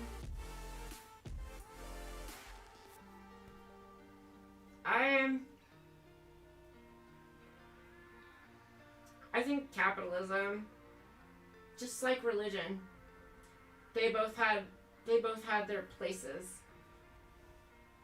in societies as far as evolution goes. Like, religion was needed to, like, unite and control people and create these larger populaces to sort of further things for a time being. You know, obviously after those things had happened, after we had, like, basically created civilizations and whatnot, it's served its purpose. But I think capitalism, in the same sense, you know, was something that was needed for the evolution of society, that was beneficial at a point. But I think at this point it's clear that it's just like how these massive companies get, you know, just becomes all bloat and bullshit and bureaucracy and ridiculousness, and like it's gotten too big, too silly to fucking manage, and that's when it needs to go. Its time has passed.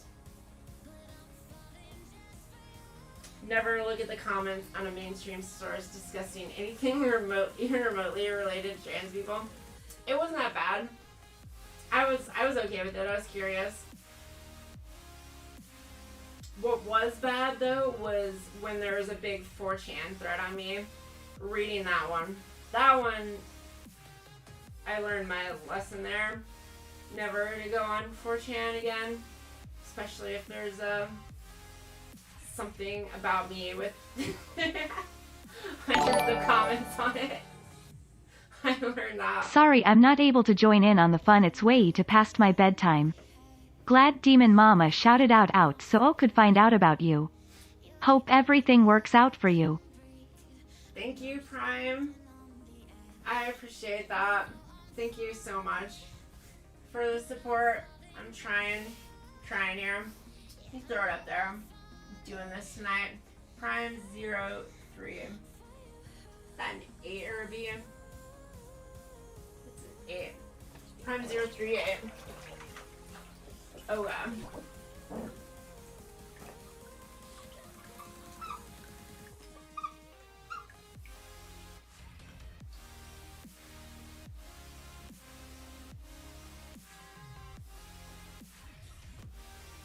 Gosh, I get sloppier and sloppier. My writing. As the night goes on, inevitably. Thank you, though. I appreciate it. You know, I hate that I can't even, like, the requirements on Twitch are so much lower, so much better, but it's like I can't even monetize my channel for so long, you know? Like, have subscriptions and those sort of things, which just makes everything way harder and all that. Like, 1,000 subscribers is a pretty high bar. You compare that with Twitch, 50 followers when you can do it, you know, like 1,000 is very, very different. Thank you, Prime.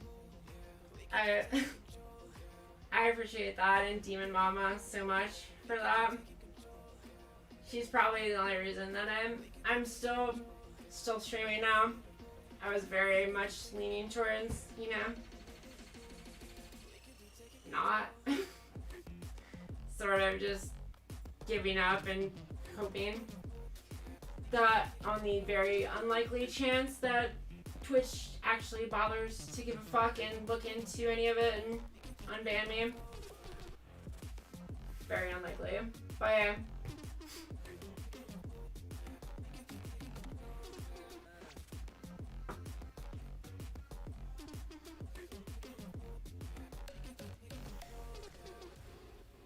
Hey there, Vineet Singh.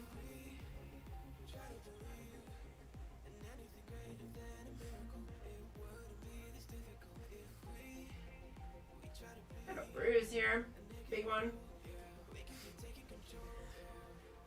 Yeah.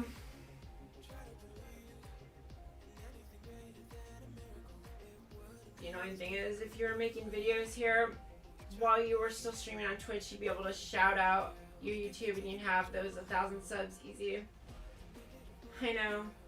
It sucks. I mean, like, ugh.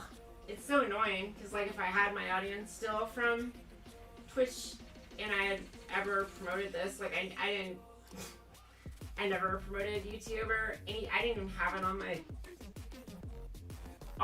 all my links or anything, so people couldn't even find it, you know? So, like, I just created one for, like, token purposes, basically, just to lock it in case I ever wanted it, so, yeah. If I had done that, though, would have been way easier. Didn't know, though. Lost my audience. Sucks. What's the point of this live stream? What's the point of any live stream? Chill. Have fun. Talk to people. Discuss issues. All that jazz, you know? All those good things.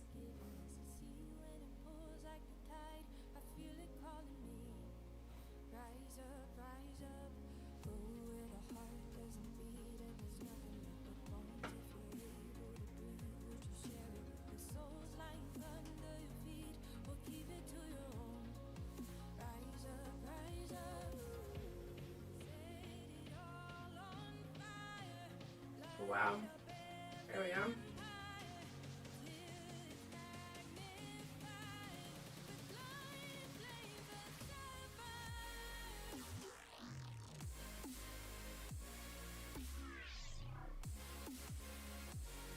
Biggest issue with me is that I'm so lazy. I gotta fix that. I'll get in that. It annoys me how few people follow you here. People are brand loyal, not people loyal, and I hate that. It is true.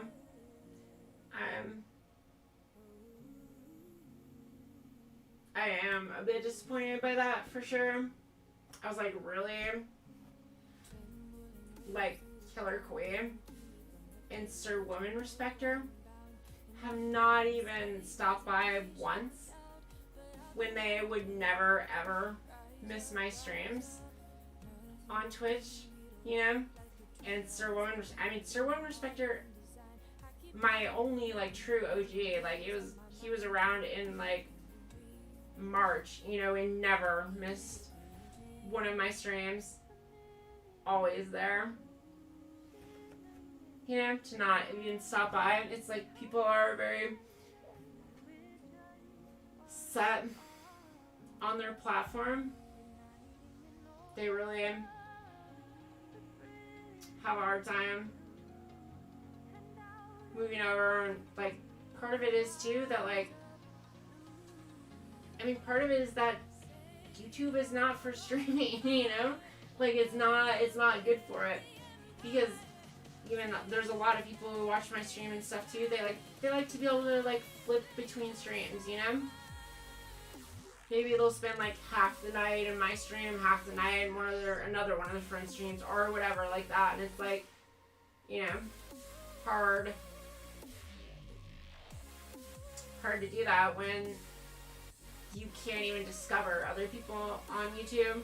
You know, it's like not even if they wanted to, you know, they wanted to find other streamers to follow, there's just, like, not that option on YouTube. It doesn't give you that. Not in an easy way.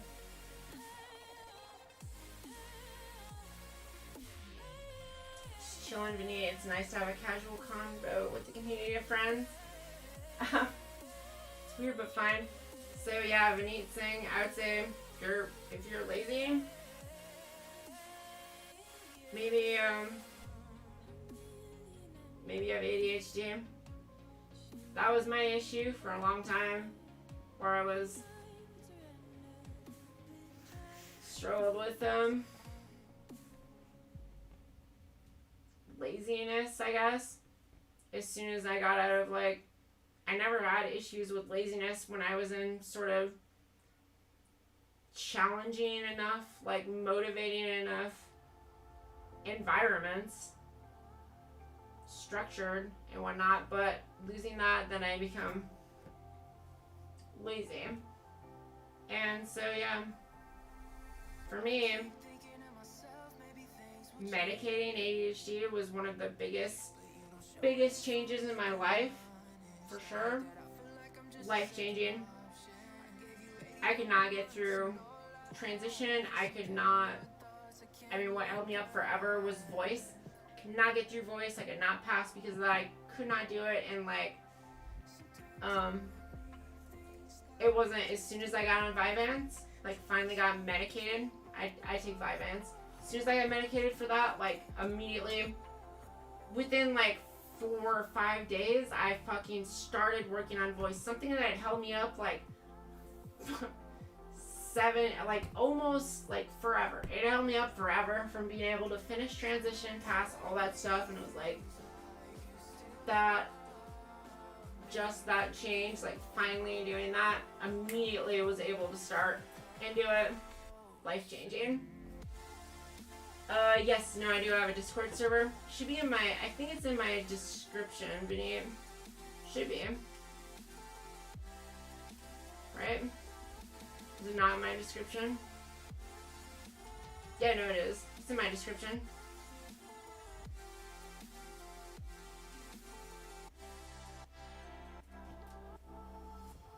There we go.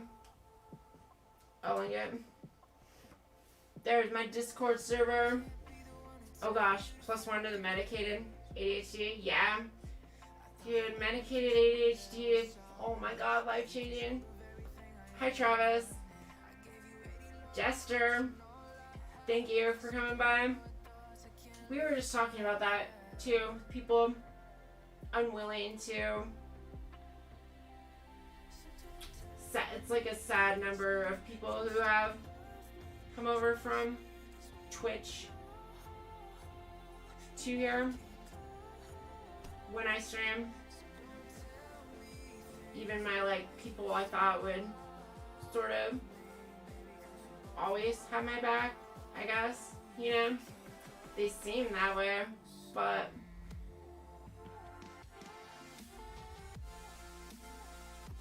guess you sort of find that out when you switch platforms.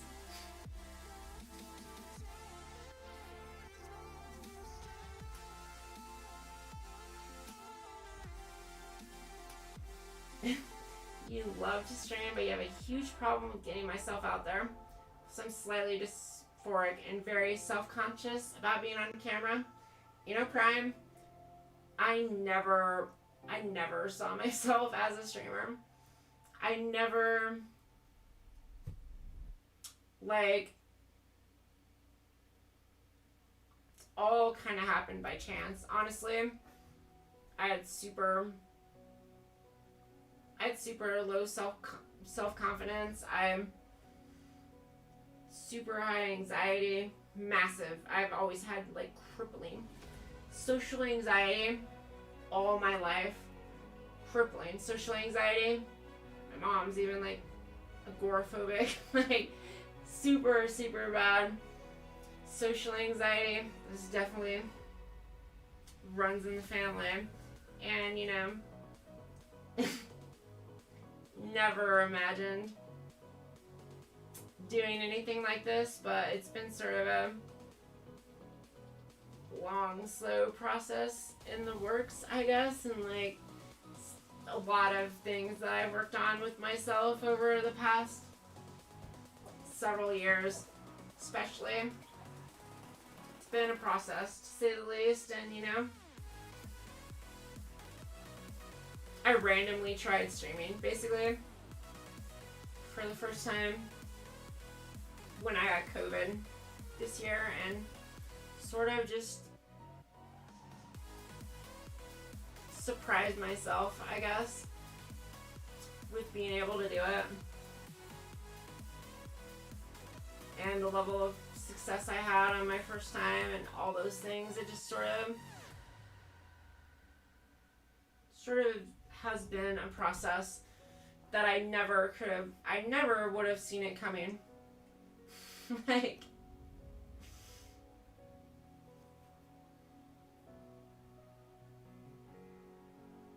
what do you think of that episode of transphobia and then protests at Lee Spa in California? I'm not aware of that. What happened there? You'd have to tell me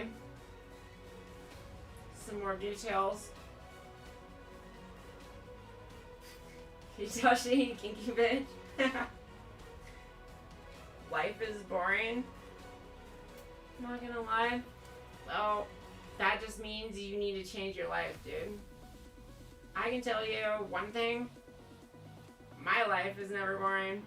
I wish all the time I had more time to do things, you know, and whatnot, because I'm definitely never bored, though. I used to be that way.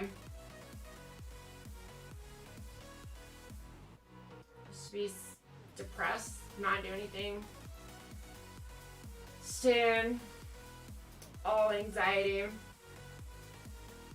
just do the same bullshit over and over again, whether it just be playing the same game over and over again, you know, some online game for some sense of community, or like watching shows, whatever, just same old.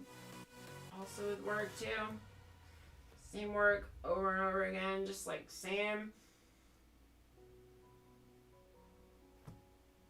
bullshit. But doesn't mean you can't change it. Doesn't mean it has to be that way forever either.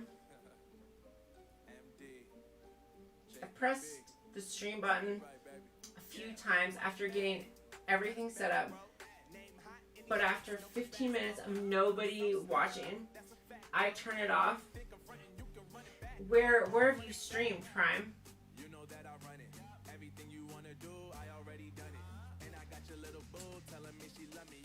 Have you watched the video that the New York Times put out about January 6th? It was absolutely fantastic. I've not heard of that. It's that clip I saw on Reddit. I literally wanted to throw up seeing the level of transphobia. I'm not sure what you're talking about there. So Wi Spa is basically a typical Korean American spa where you get naked and chill. Spa has a men's and women's section, but is inclusive towards trans people.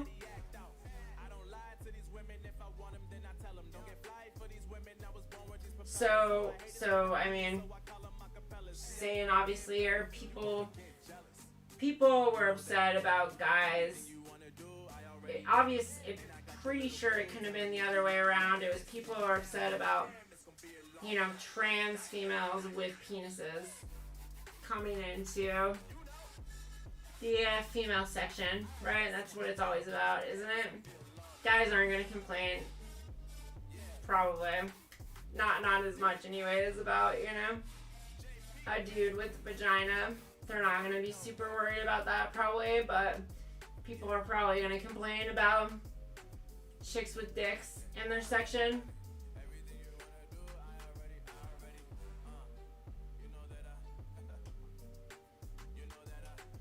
When you're studying 10 hours a day, life is boring. Trust me. I don't know, I went through those phases. I mean, I was I was accepted to med school. I was going to go to med school. I'm from a family of doctors. Got 2 degrees. Done my share of studying. But I also got... I never let that stop me from being a bit wild from time to time too.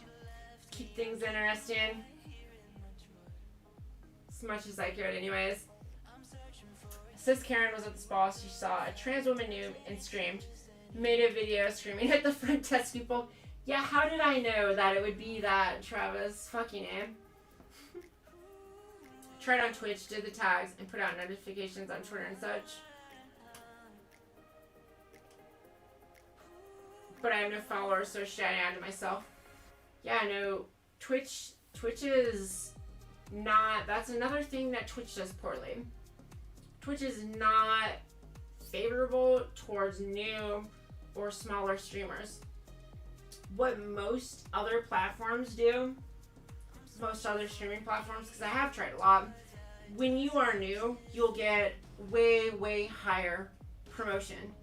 Basically guarantees you'll get a lot of people in your room for at least like the first 3 times you do it, the first week or whatever. And you know, that is, I think that is excellent. That's how it should be, because how's anyone, it like gives you a chance to at least build an audience, show if you have any talent, like whatever. Try that. At the very least, you know, you can probably get like a few people. And if you're really good, you can probably get a lot of people.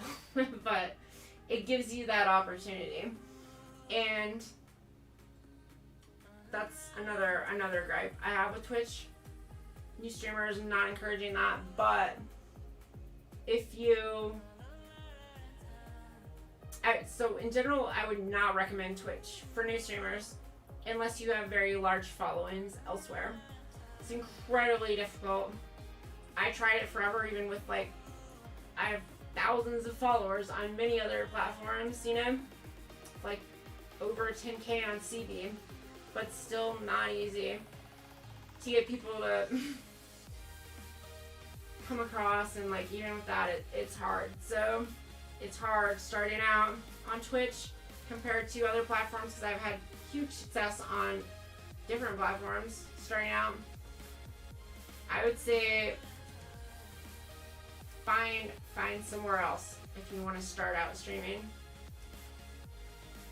Like Meet Me. I would recommend Meet Me. They give you major promotion if you're new, and I had a lot of success there. You get more people on your channel. There's no setup.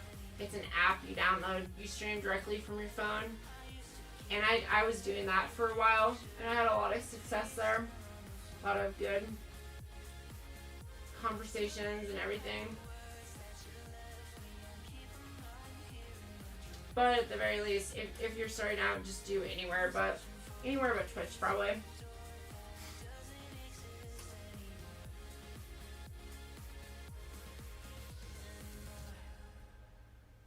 Trans females with penis, hot. Just saying, alright, Jester.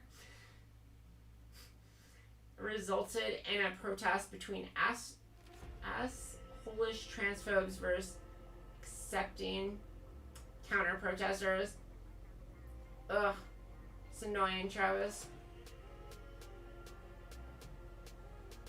Just love everyone who they are. Disliking for their annoys the fuck out of me. Yeah. Be nice, wouldn't it, Jester? I'm not even kinky, by the way. I'm so vanilla compared to a lot of people. Whatever, Tasha. Whatever. We're both kinky, let's be real.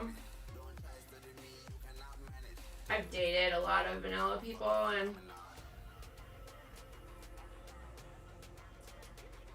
I'm obviously not vanilla.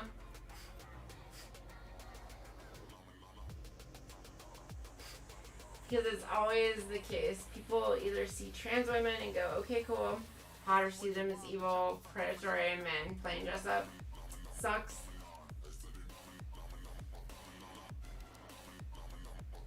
It does suck, Travis.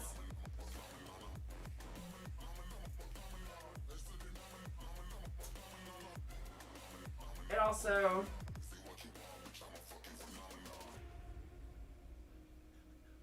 yeah, it's a complicated issue. And I definitely feel for the trans women out there who can't pass as well, you know? Life is rough. And the world is obviously not ready for that. That's the reality, you know? Being new on Twitch is easy because hot girls just raid you on your first stream. Yeah. Yeah, no, I rated Tasha on her first stream. So I met her and like, yeah.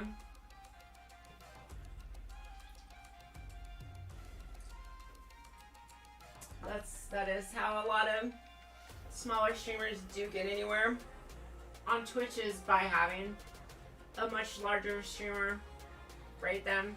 Because it's like borderline impossible to ever get noticed unless you either get lucky and have someone big raid you, or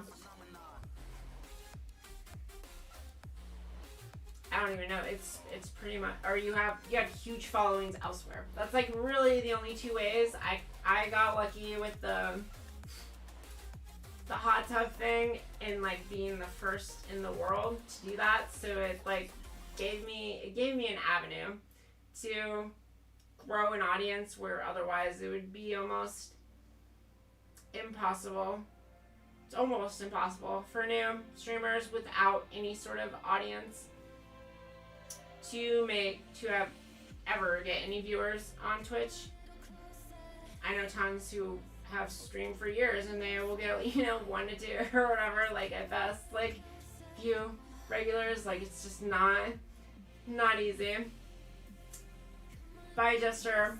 Good luck at work. Thanks for coming by.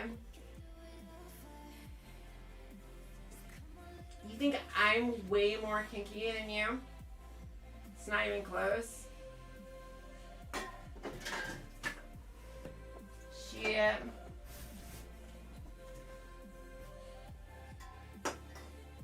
Jim.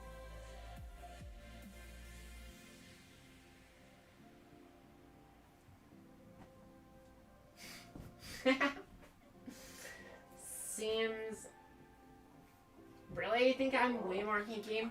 Did you read any of those other stories that I sent you? Or I sent you one other story, I think. Did you read that one at all? I know you read the bunny one. Whether there's more, yeah, definitely like that shit. It's like, I don't know. Ugh, sexuality is so weird. So weird and confusing.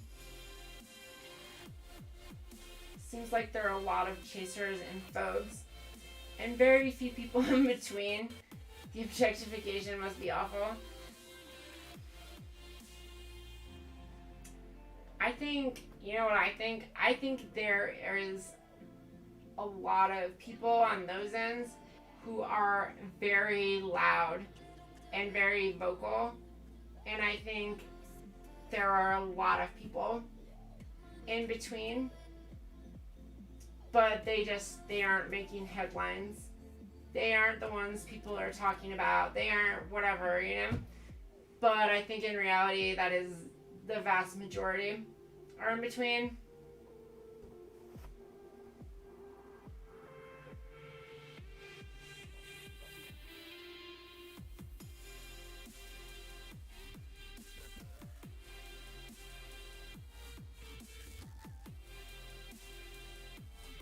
Take objectification over outright hatred any day.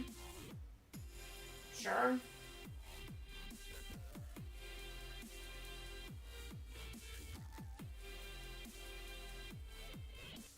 I guess maybe I wouldn't say the majority. Well,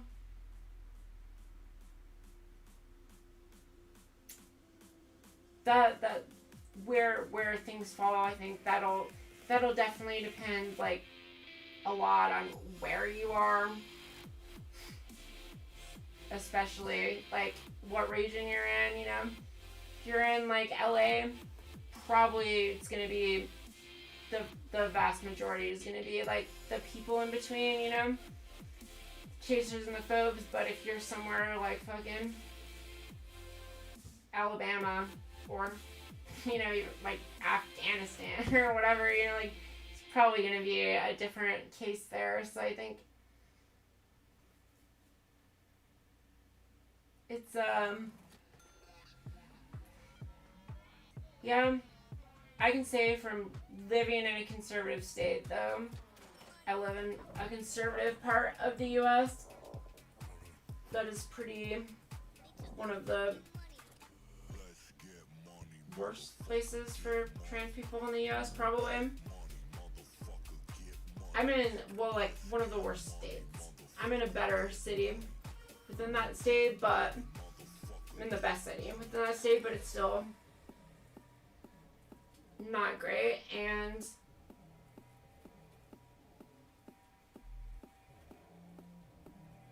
it does, post-op definitely changes things too. It's a complicated thing. Before pre-op, pre-op, it felt like there was way more of chasers and there was way more of the transphobes. Like I get far fewer of both now, which is what it is, right? I mean, that's just the reality of the world we live in, right? There's nothing really to, like, it's not super complicated or anything to figure that out, you know? Not super complicated. Like, people have a way easier time accepting a post-op female as a female, whether they're phobes or chasers or whatever. It's like, so yeah, I guess I have a bit of a different perspective too in that regard. I think it's an experience that is going to be very unique for everyone. And you know, people, like, the reality of the world we live in, like, anyone who doesn't pass well, doesn't do that well, like, they're gonna have a way harder time. They're gonna have way more of all that stuff than someone who passes well. That's why Blair White can pull off being a Republican and hanging out with Republicans, you know, on there because she's so pretty. So the Republicans are like okay with it, I guess, you know, and that is just the reality of the world we live in. Sort of not even trans specific either. It's sort of just like pretty people thing, right? You know, we give more leeway, more like inherent value, all those things to people who are more attractive. That is just fact of the world, you know?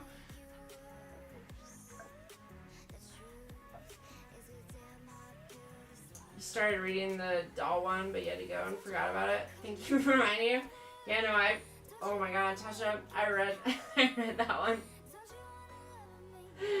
like a couple days ago, and holy shit,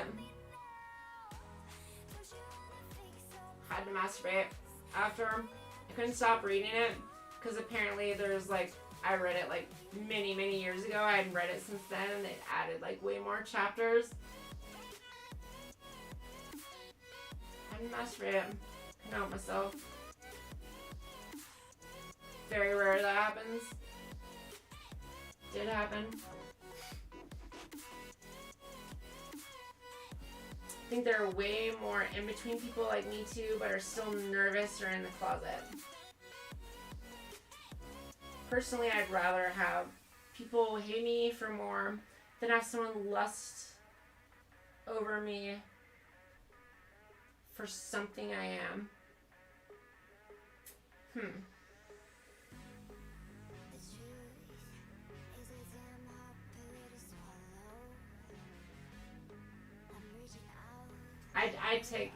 I disagree there. I take the fetishizing over the hate. Give me a fetishist over a transphobe any day.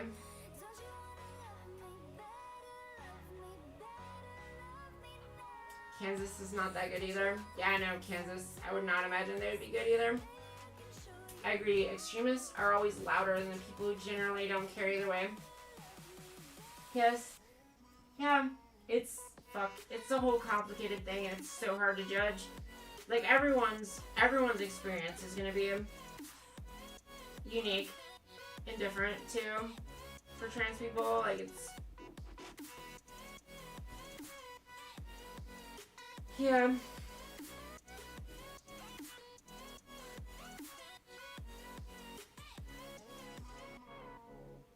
But extremists of either side do. It happens in politics and everything too. You know, extremists are what make the news headlines. They're what you remember too. We have, like, memory. The other thing is, like, memory is a very imperfect device. Like, memory is garbage. Trying to rely on personal memory and that sort of thing, like, it's it's a shitty tool, really. It's been shown over and over again how shitty it is, and we have a strong bias for events that stand out, especially. It's really, really easy to forget, like, everything that happens normally. Like, our brains are not going to remember that. When it's a long time down the line, we are going to forget how many, like, daily interactions we had that were normal.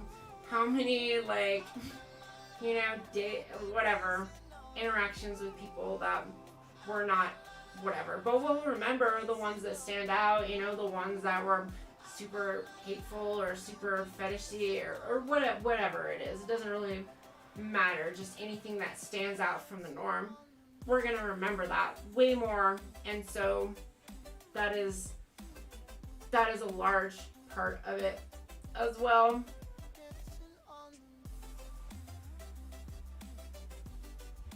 You're an Exmo in Utah.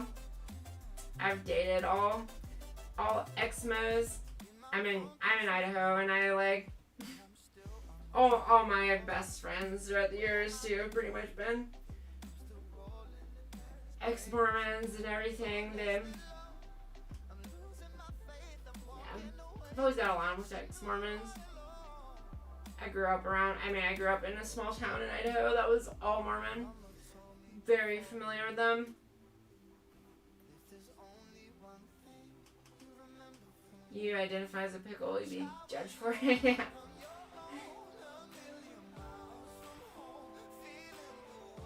Yep, literally identify as a pickle. Yeah.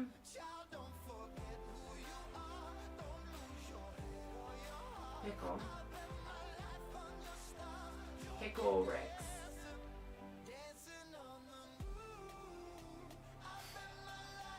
Hey, it's good to see that there's at least some trolls and silliness on YouTube. That's one thing I have missed from Twitch, you know. Some of the silliness. I kind of like that. I kind of like the stupid fucking humor, you know. Just the dumb trolls and all that.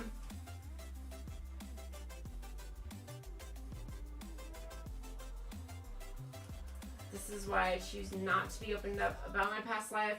Stealth is the way to go.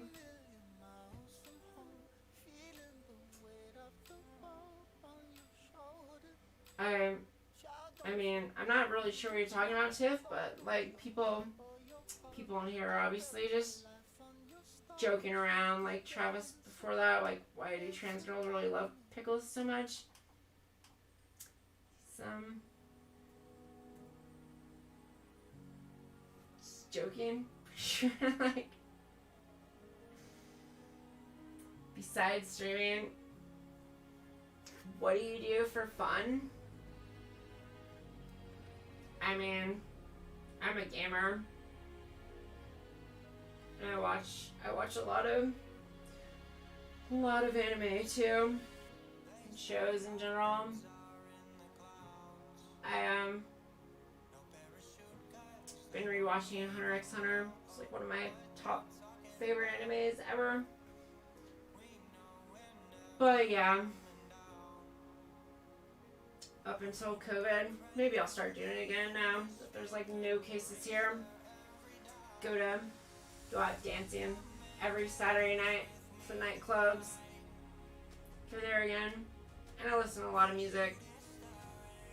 More than anything now, just like chilling. Like chilling with people, talking, bullshitting about real stuff. I like getting real with people. Talk about like, yeah. I'm like a very open person in general when I'm hanging out with people too. I'm like when I'm one-on-one with people, I'm like kind of like counselor. I have like a hard time not going there. I tend to press people, and I tend to be very open and share myself too. I like that. I don't know. Love sharing music and music videos with people. Like one of my favorite first dates that I'll do with people is, you know, we'll come back, we'll have some drinks, and we'll share like some of our favorite music videos with each other, because I feel like you can learn a lot about a person that way and just discuss things as that's going on. So yeah. Being treated normally is what I remember, because the extreme stuff is most of what I see. Really, Tasha? Damn.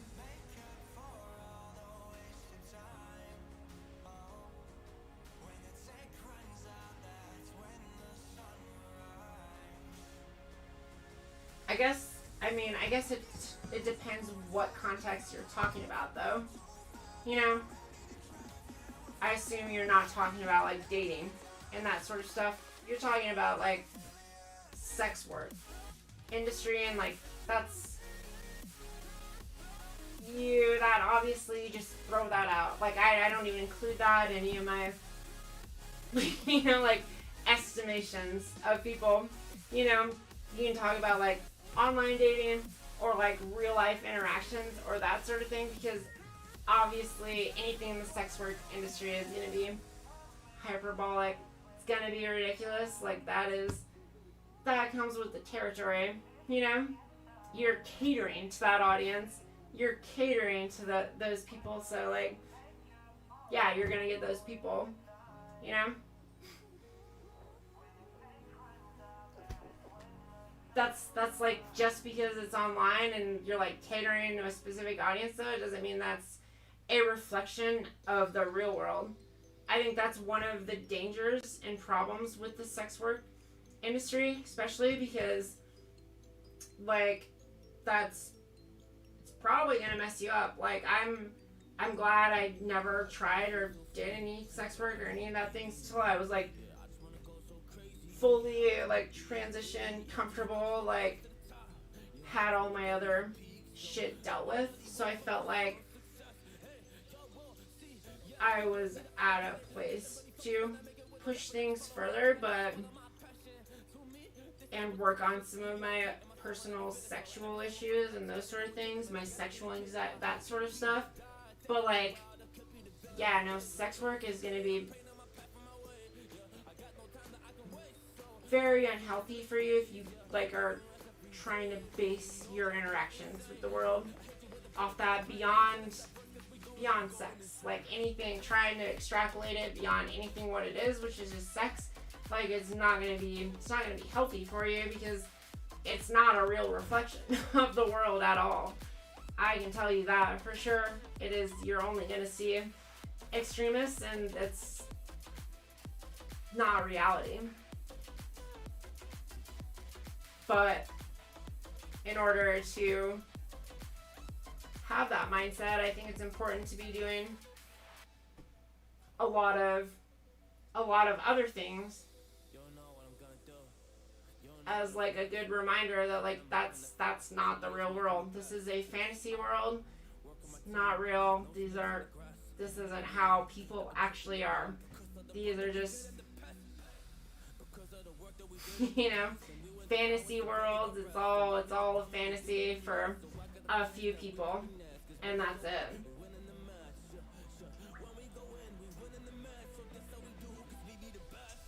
I still struggle to accept my transgender identity. I grew up never having gay or trans friends. Me too, tough. I completed my transition a few years ago now. I just prefer not to let people know I'm trans.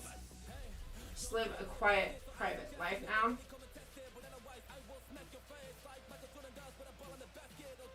I took the opposite, I guess. In general, I grew up in a very religious, small town. No one, like, I wanted to transition when I was 13. That's when I, like, knew undeniably I was trans. I tried to come out to my parents. They sent me away to an inpatient facility in Utah because I was trans at, like, 14. So I had to wait till college, till trying again and dealing with that. But as soon as someone did accept me, which was my college girlfriend,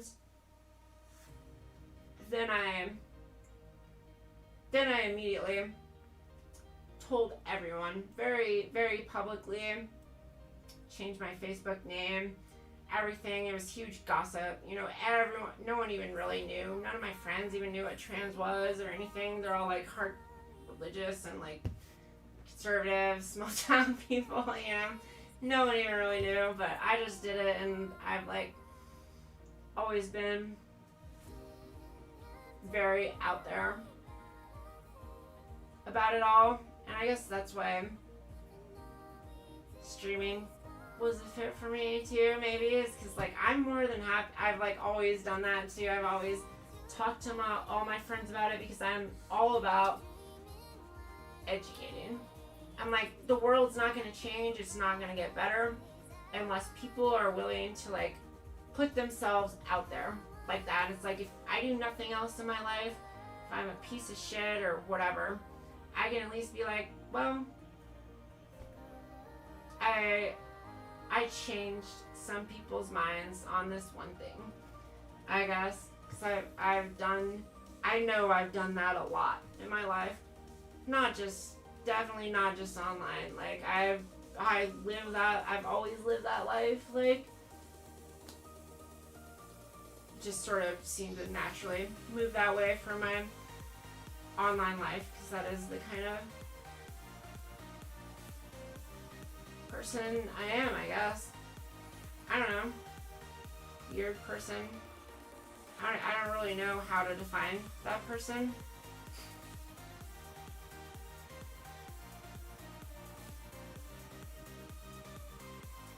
I guess I try really hard not to be ashamed of who I am, is what it comes down to. I spent way too much of my life, like early life especially, where I really wish I could have been on HRT and have been transitioning, like in total fear of even telling anyone that I was trans. And like, I never want to go back to that. That was a nightmare. Made me fucking depressed and miserable, and like, I don't ever want to live that life again. And I don't want anyone to have to live that life, ideally, but like, it just,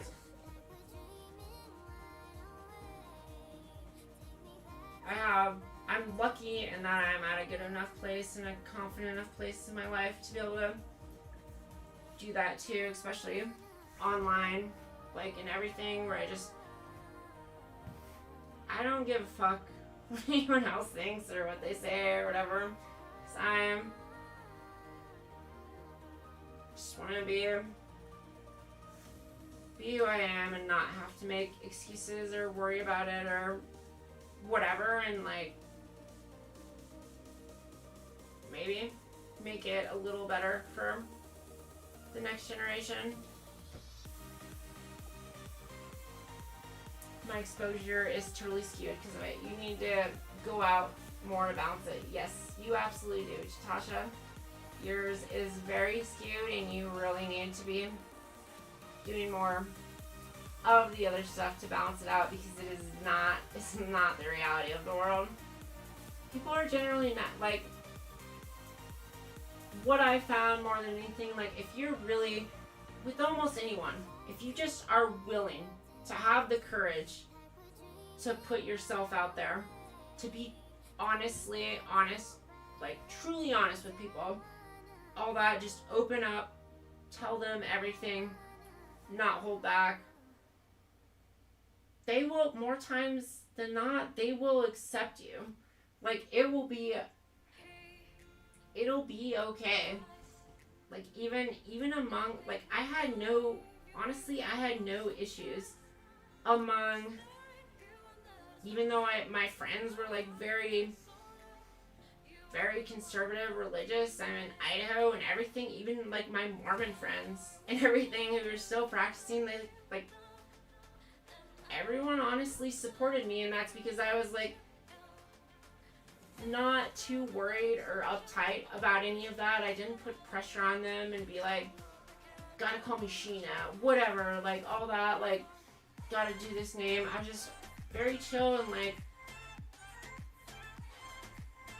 open and honest, and I really do believe people will respond to that. Things will be okay. It will be okay. No one, I've not lost anyone in my life because of it. Even my parents now have come around, you know? They're supportive and everything.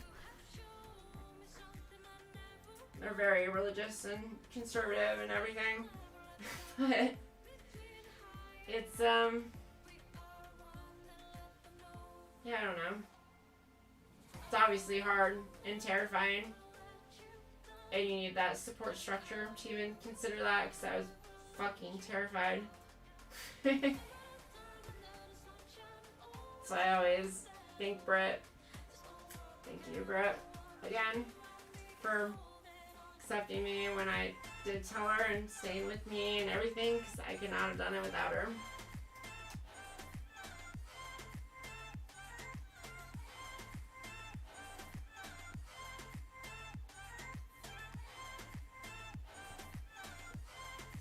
There are multiple degrees of being trans, and each of them are valid.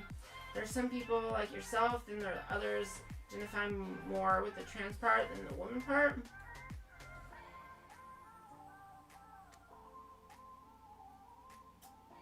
I don't know if I would say they identify more with the trans part than the woman part. The way I saw that explained too, which kind of gave me another perspective on it, is like, gender's a spectrum. Like, you know, I probably can, you know, probably consider myself like 75% female, you know, around there, and then like probably 75-80% female, like maybe 5% male, and 20% something else.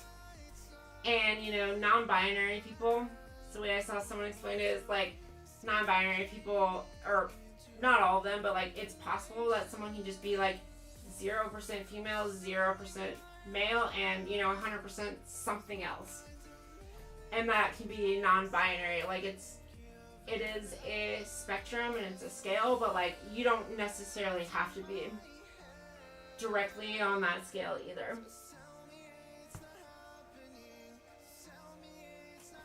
But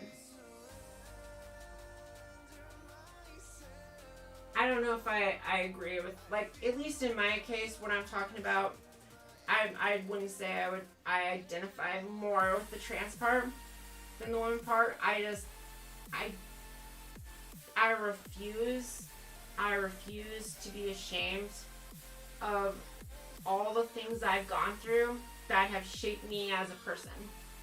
I don't think that's, like, identity so much, just as, like, honesty, like, comfort, like, that, like, I mean, I don't think that's a unique viewpoint or different or anything. I think there's plenty who choose to not disclose or do that, and that's because fear is what it comes down to, and, you know, that's because the world is not that accepting of it yet.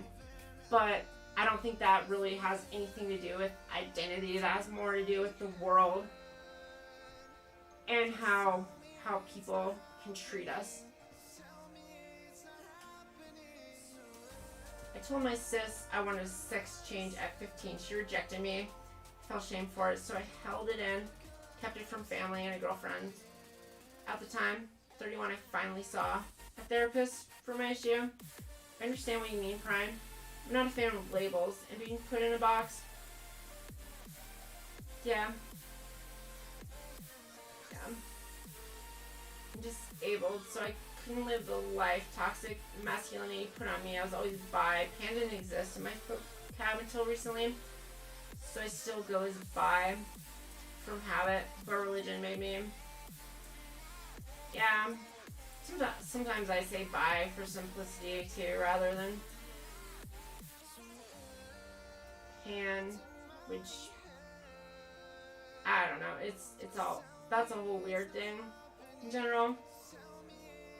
That, like, I'm just kind of do hate the labels in a lot of ways too with that stuff, because I'm just like, ugh, just like who I like, you know.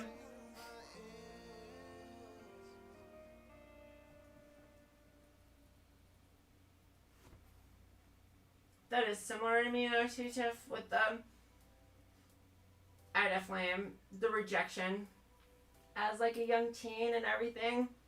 Having that with the first person I finally worked up the courage to tell, and being rejected was, like, crushing. Absolutely crushing, you know?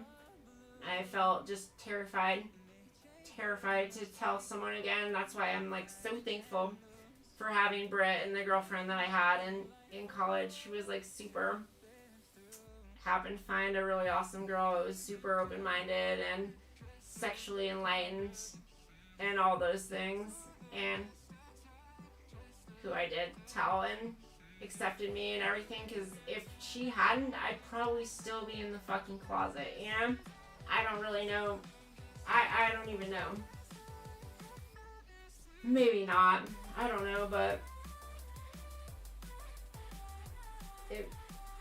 I certainly would not have come out at that time, like, if not for if she had rejected me, like, I definitely, it would have been a long time before I revealed that to someone again after having been rejected, like, my first 2 tries.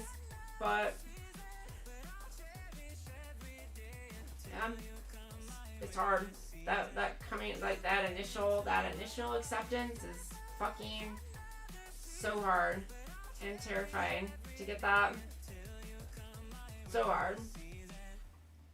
That's why so many kids, really, so few kids get to transition or come out at that age too, because that is, like, a terrifying period to tell someone, and then to be lucky enough to have either a parent or a very close friend at that age who does support you. It's getting better, but we definitely still have a long ways to go in that regard. Most of the people that were friends with me before liked that I was an asshole. Now I'm not. I'm not as fun to be around for them, I suppose. You know, make new friends, though. Yeah, you do. Tasha, damn. Yeah, you definitely need new friends.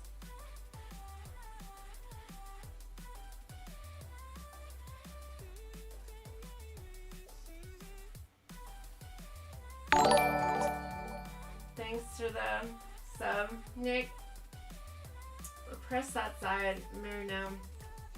Wife is mostly ace. You're non-binary, but it looks like a cis-het relationship. Life is weird. Yeah.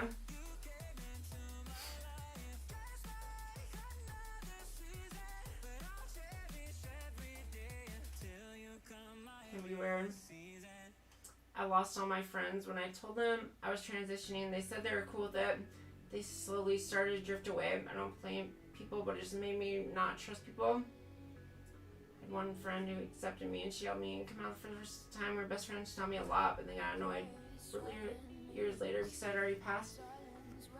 Well,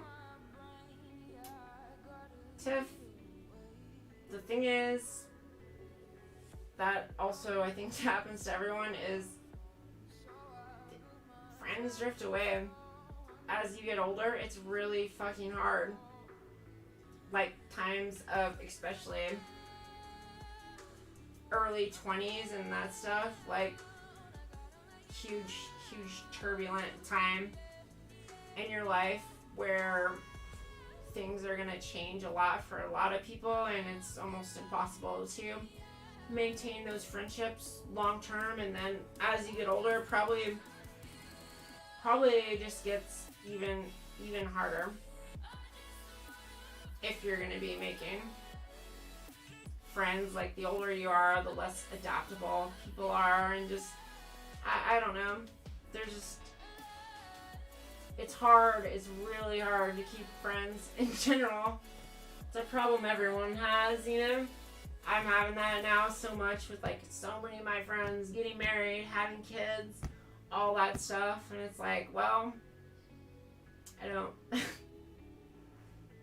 don't have that, and it makes it hard to continue to hang out with them or for them to have the time for me or whatever, you know. If I don't have the couple and the kid for us to like do those sort of things together, you know, like just that's just one example of, you know, things that happen. It's just hard.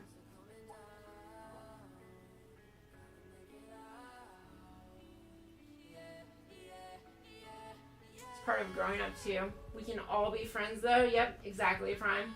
It's part of growing up, definitely. You just people are gonna drift away, grow apart. And that's okay. You just have to be brave and go out there and make new friends. Because there are people out there, you know, that will be at the same point in your life, and you know, then maybe you'll lose them, and you just gotta keep going, finding new people. Like that is like like a super outlier case to have any sort of friends that are around like all the way through your life, almost never, you know.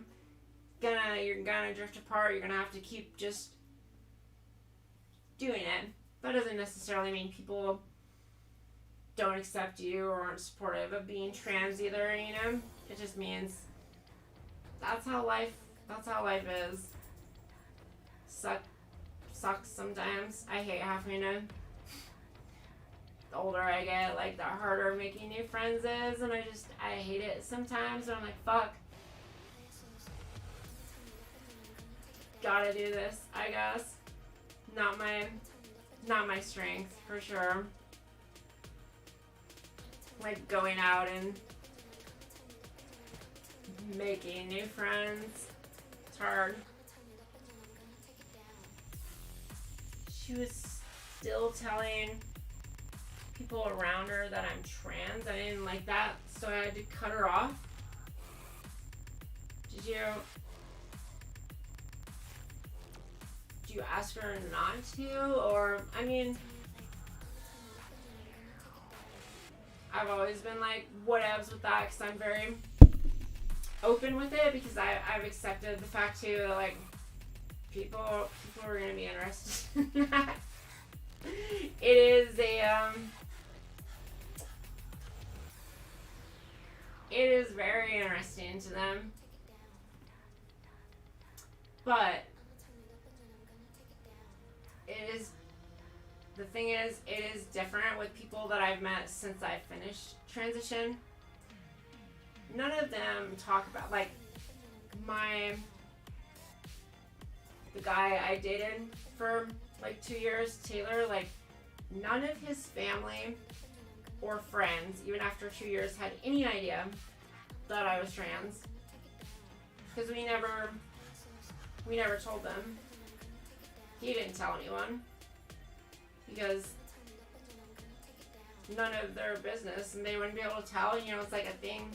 There was like 1 or 2 maybe that I got close enough with, I guess, or like had the talks with, because it's something I choose to share, but like it's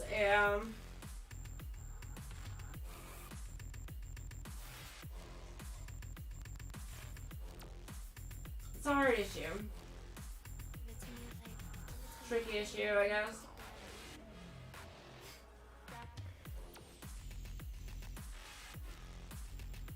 It's hard to know who's just drifting apart and who doesn't enjoy your company anymore. Why are those necessarily like different, right? Can they be the same? Doesn't mean they're transphobes or anything either. Just like drifting apart means you don't connect on things you used to connect on, right? You don't have as much in common.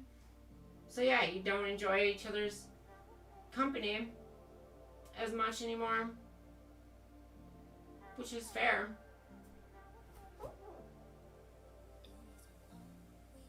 I was furious at my cousin after he posted a bunch of old pre-transition photos of me on Facebook and tagged me in them. I had one of my friends do that not that long ago, and it was like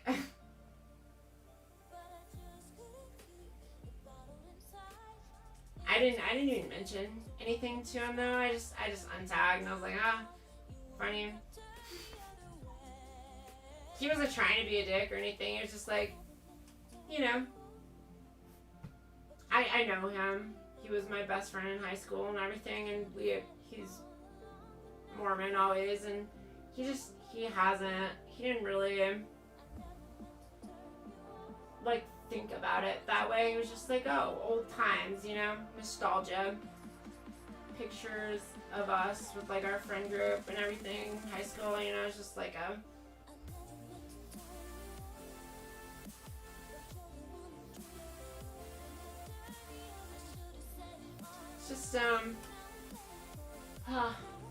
it can be really easy sometimes too to like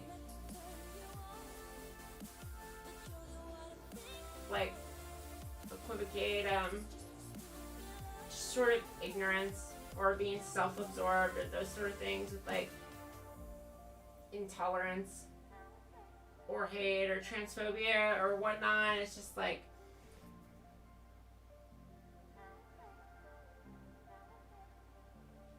it's hard. It's hard, it's complicated. You know, trans people struggles, I guess. Figuring that shit out.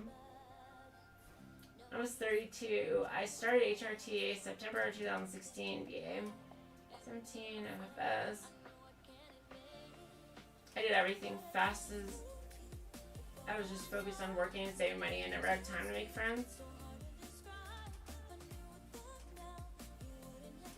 Should be on your terms who you want to share that with. Yeah.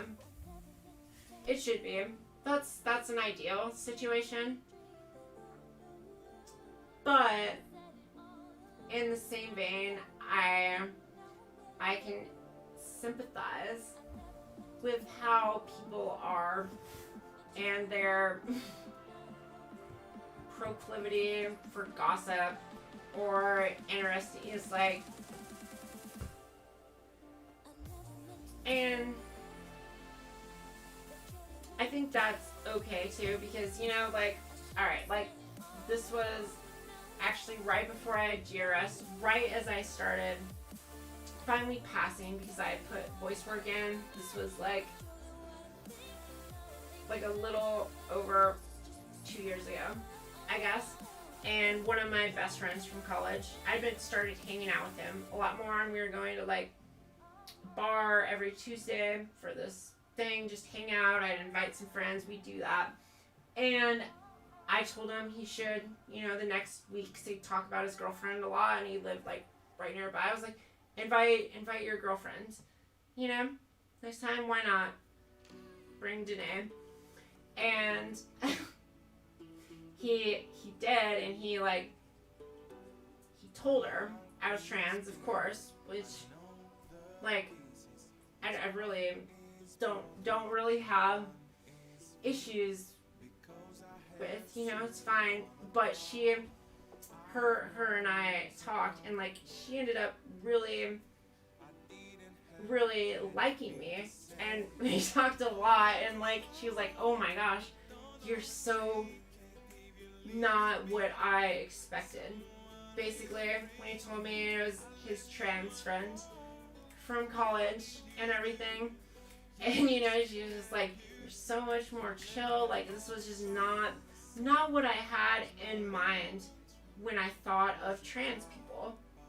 And I completely changed her view and whatnot on trans people because of that. And like I think that's not the worst thing. Like, sure, maybe I'd prefer to be able to disclose in general, but like it's alright too. I can sort of change some people's viewpoints and things on that. There's just the reality that we live in, I guess, and best thing to do is just try and roll with the punches. Make the best out of what you have, and try not to like worry about it too much, or nitpick, or like blame people or any of that stuff. Like it's real easy to do. You can get on do that, but what's your goal at the end of the day? What do you want to accomplish in this life? What do you want? Like for me, I'd like to have friends. I'd like to have people in my life, and I'd like to help people in my life too, or change their opinions or whatever. And like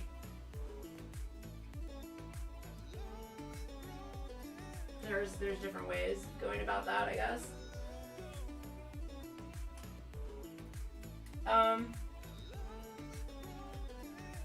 I didn't know at the time, but that was my cousin's attempt of reminding me who I am. That is fucked up, Tasha. It's like someone intentionally doing that. They're just a dick. Those are the kind of people you just block, I'm talking about the article about me in the shorts. Yeah, I was. I actually get along better with guys. When it comes to girls, I get a lot of jealousy and gossip towards me. I get along better with guys too. I never feel jealousy towards girls though, but I don't like the cattiness of girls. I'm very chill, laid back, and yeah, I know I never get jealous of girls, but the one thing I will get jealous of is like trans girls who got to fucking transition when they were teens, like I wanted to and tried to do. I can get a little bit salty over that and try and avoid too much of like looking into that stuff, because like fuck, it made so many things so much easier and all this shit that I could have different about my body. But that's all I really care about, because there's no point. Because like, why, the way I look at it, why would I be jealous of females? They never got to have this experience and like be made better because of it. And there's just like so many, they have a whole different set of struggles and difficulties and challenges in their life that like,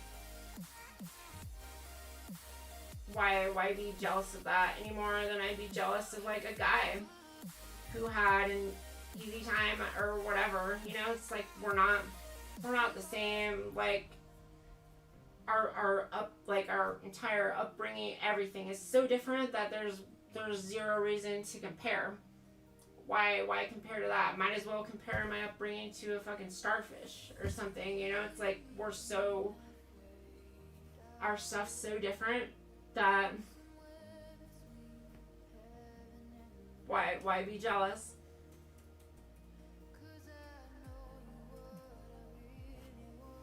My wife is Hispanic, and my school friends turned out to be racist.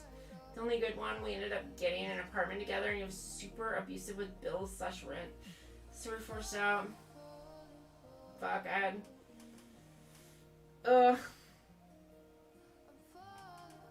Roommates with fucking bills. Shit can be awful. Best way to change people's opinions is to be a positive experience in their life. People are always biased to their life experience or lack thereof. Yep, that is exactly right, Tasha. That's like all you can do. Is even if people are shitty or they aren't doing like things that we wish they were or that we see as the right thing, like the best thing you do is just try to be positive. Positive regardless. Some kind of good influence in their life, like, and make things better for the future. So that's all we can do sometimes. Everyone has to do that in some form too, you know? It's not like it's something only trans people need to do. I mean, you have to do it with your boss. You have to do it with people do it for their kids. They try and, you know, do better to give them a better life. Like, that's just really... It sucks that the world is not perfect and that it has a long ways to go with trans people, but what can you do besides do your best to be honest, open, relaxed, take some fucking bullshit, even though it sucks, fucking sucks sometimes to have to put up with a lot of it, but like, I don't blame anyone for not wanting to put up with it either. That's not like a criticism. People who want to go stealth or do that either, or anything like that, like, you know, but I think if you do want to, like, try and make the world a better place for the next generation, that is what you can do, and it's hard. It's obviously hard. It's not easy being trans. Like, there's so many fucking struggles, without a doubt. Like,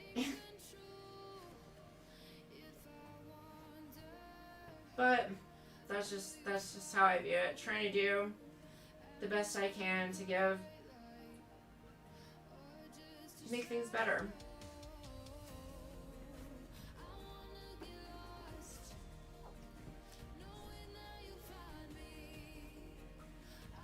Cousin is hyper religious and believes that me thinking I'm a girl is the result of the devil messing with me. Holy shit. I've got religious people, but family, but none quite like that. Girls see us as competition. That's why they act catty and jealous towards us. I have no time for fake people in my life. Well, Tiff, that's just girls in general. They see everyone as competition. Not all of them. Not all of them are like that either. That's an overgeneralization. All those things are. But when girls do see that, they can see other, just in general, girls who do act that way, act catty, it's because they are just seeing other girls, whether they be trans or cis, as competition, and, you know,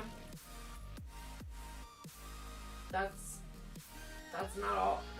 not all girls though either, you know? It's just as unfair as like trying,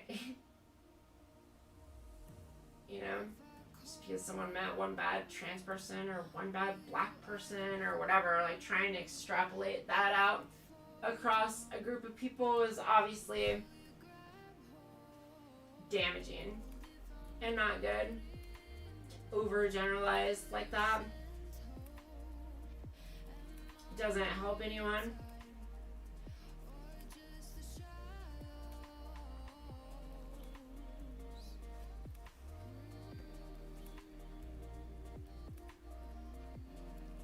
Sorry to hear that, Tosh. We're fume. The same as a cousin. We're, yeah. I am glad that I didn't have any of my family quite come at me like that. At least not like directly. I hate confrontation. Direct. And in that way.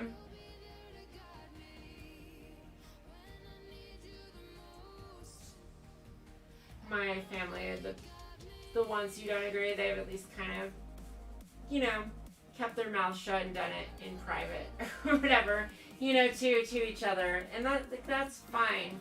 Go do that. Talk about me behind my back all the time. Obviously, I know it happens constantly. And I'm fine with that. You know, just don't do it publicly or to my face unless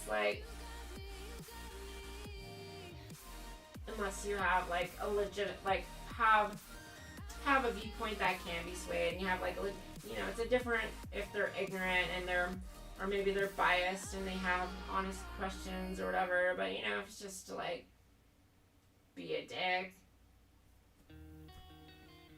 I'm not gonna go anywhere. No point. Don't need to deal with that. You're close with them too, but you mourn just passing from your life and moved on. Here and there, deeply hurt that I don't want anything to do with them. Interesting. Interesting that he feels that way.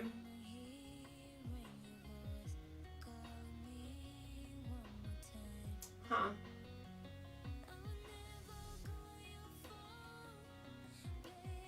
I can't relate to that either. I can't relate to someone who's like intentionally being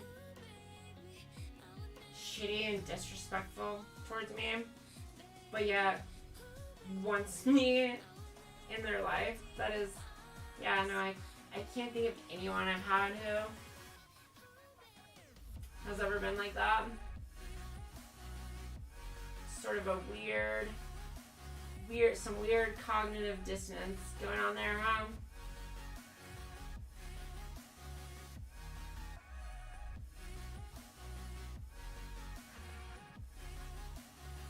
Hey all y'all, you're more strong than you give yourself credit for.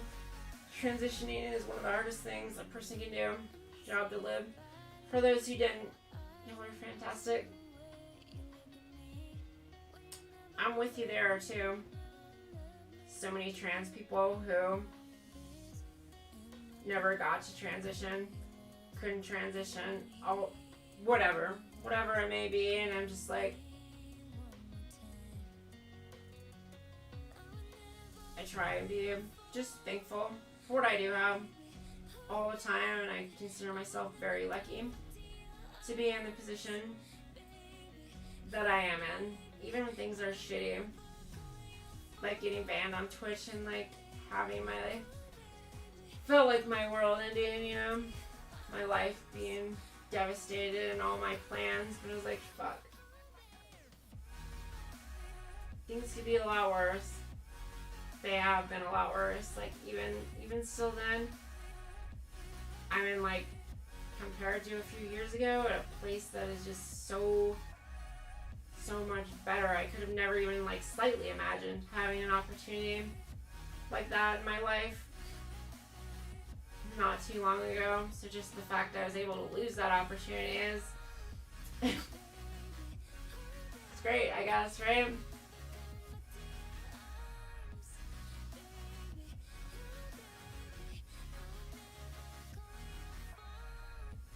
It really does care about you. Just completely brainwashed by religious ideals Yeah.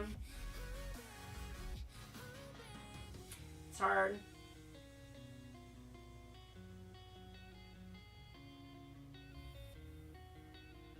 Oh, yeah. Okay, Subversive. Thank you for coming by. I appreciate it. I really do. Oh.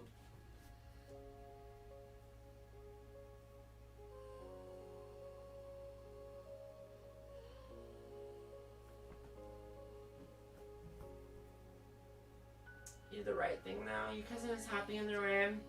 Seems like you two being together would be too toxic for yourself. Yeah. I can't relate to someone like that, I guess though, but if I did have someone like that, I would cutting them out seems like the only choice, right?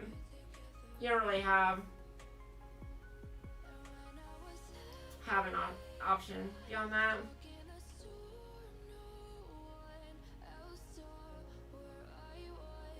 I have a hard time. Cutting people in my life out in general. Not a strength of mine, for sure.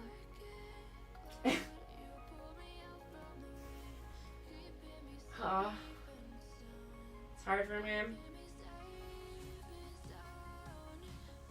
I've done it before though, but they have to really push me to that extreme, and that would be one though. Someone was really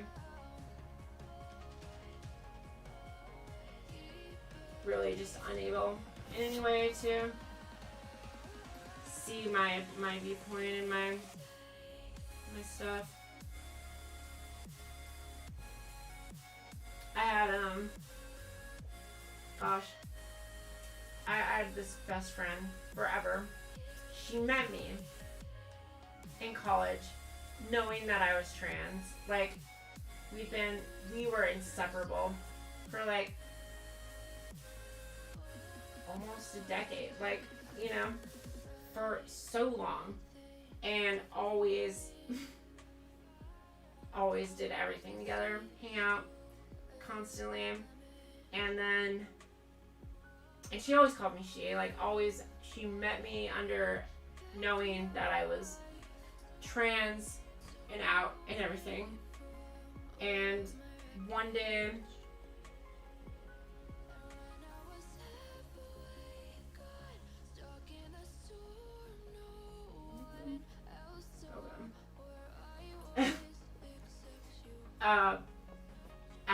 after she got, I knew it was coming. I started making new friends and stuff too, because she was finally getting married, and I knew I was not gonna see her much after that, because she can never really handle like more than one person in her life that she's close to. So after the wedding, she did in her classic way, which was she told me, it was so ridiculous that it was like hard for me to even be upset over it. She basically like broke up with me as a friend because I was trans. I was like, please, Autumn, you kidding me? You know, it's just like, all right. Like, I just don't know who you are. You're changing. This is like hard. I was like, okay, man. You know, but it was her way of ending things. But recently we reconnected, and I guess it is because part of it, I think, is because of me, like, passing well now, having been through the surgeries and all that, because it was like 2 weekends ago, I met up with her, and it was last weekend. It was only last weekend, holy shit. I met up with her, and we hung out for the first time in like 2 years. Prime. Thank you. I'll finish this and then I'll do it again. Thank you, Brian. But her, it was great seeing her again. We hadn't seen each other in 2 years after having been best friends for like most of our adult lives, and just picked up, like, it was hilarious. So I brought Taylor. Then I had like my best friend from college. He came over too. We all used to hang out, like, it was the whole thing. Ozzy, and like she was drunk, and like immediately she grabbed, like, in front of everyone, she like pulled my dress down and like grabbed my boobs. And I was like, wow, I can't believe this. Like, pulled my dress up, like went right for my fucking crotch, and was like feeling up there and everything. I was like just cracking up because she didn't even ask or anything, but that's totally how she is, and we've always been cool like that. We've had had more threesomes with that girl than I have with anyone else by far. We've always been very comfortable with each other that way, and it was just it was very funny. And one of our old friends is having her wedding 2 weekends from now, and she invited me. She's the maid of honor, and she invited me to the bachelorette party too that she's planning. So it was nice, and she she's had a lot of struggles over that too, I do know, and it definitely was not her husband. I can tell you that because her husband loved me. Oh, I'm the reason they got together. I was there. I mean, I'd go on all her first dates with her. She wanted me there to be able to judge guys for her, and I gave him the pass, everything, which I rarely would do. But anyways, she was raised incredibly Mormon, high up in the church. Like, she's had serious struggles with all those things in her life. She's quite possibly trans herself. She is a lot of weird things, but she would never transition because she is like drop dead gorgeous. And just all that stuff is way too ingrained in her, but she has a very masculine personality despite that, and those have always been the kind of girls that I do connect with. But yeah, she is a good friend. She's always been a good friend and a good person.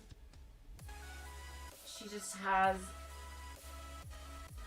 a hard time with things, and I think it can be really easy to like try and judge people by their actions sometimes. Like, you look at some, like, that thing that she did in a, like, a vacuum chamber of her saying what she did to me, and it's like real easy to like try and condemn that person, but like you have to do better than that, because the world isn't going to be better if you're not willing to be better yourself. And we have to be willing to actually empathize, understand people, and try actually see things from their perspective, which is a hard thing to do. But I understand Autumn, and I know what she was going through. And I let her do that, and a lot of it is too, like, part of it is as well, like, us having dated at a point and, like, having had sex and that, like, it's a hard thing for her to reconcile fully too, like, if those sort of things.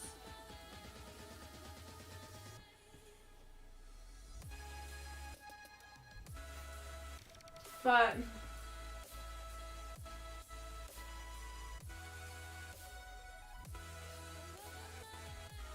always love Autumn. She's like, she is almost as important in my life as Britt was, you know?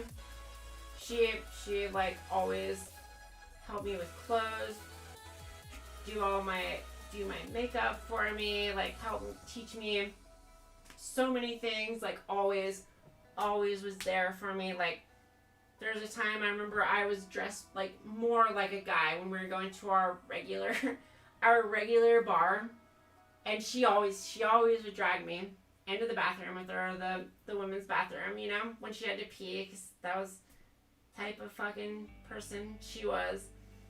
Probably because she was super hot and could get away with anything, always. But she would do that, and like, I remember one time when I was dressed like in way more masculine clothes than I normally would be, for, I can't remember why, but there was a reason. And a bouncer, someone reported it or whatever, and a bouncer came in and was like,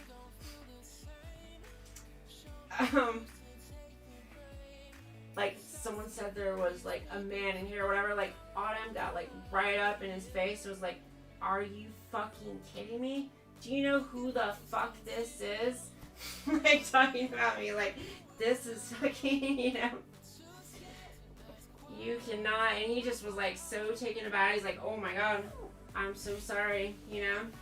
But that was totally the type of person Autumn always was. Had my back no matter what, and totally supportive. And so, you know, when she said something like that, it's not, you have to be willing to look a little deeper there and try and understand what's really going on with them, because, you know, when they're saying something like that, it's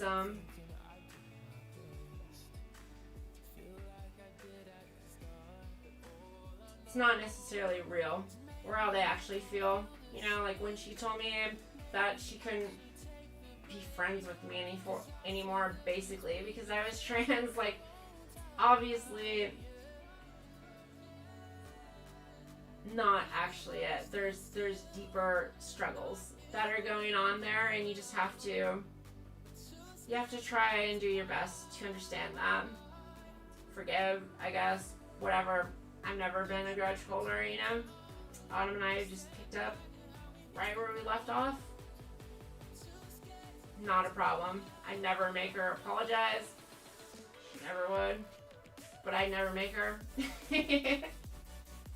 Because that's the type of person she is. And, like, that doesn't mean she's a bad person, or doesn't mean, well, it just means she has her own things, her own anxiety. She's got a lot of issues herself.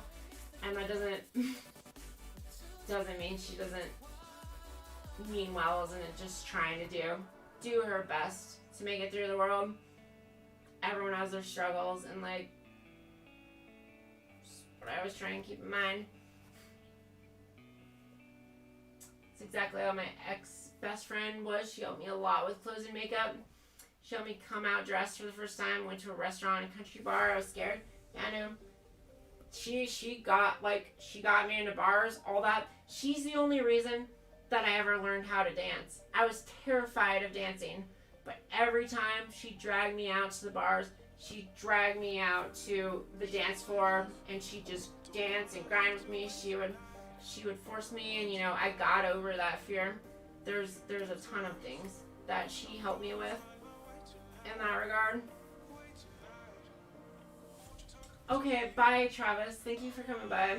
I appreciate it. I miss talking to her, but I pushed her away. Yeah. It's hard. It's hard to. I've missed her. I've missed Autumn a bunch, and I'm so glad we got to reconnect. Because, she did have her issues, say things, whatever. I know it's not really how she felt, and I know she's missed me too.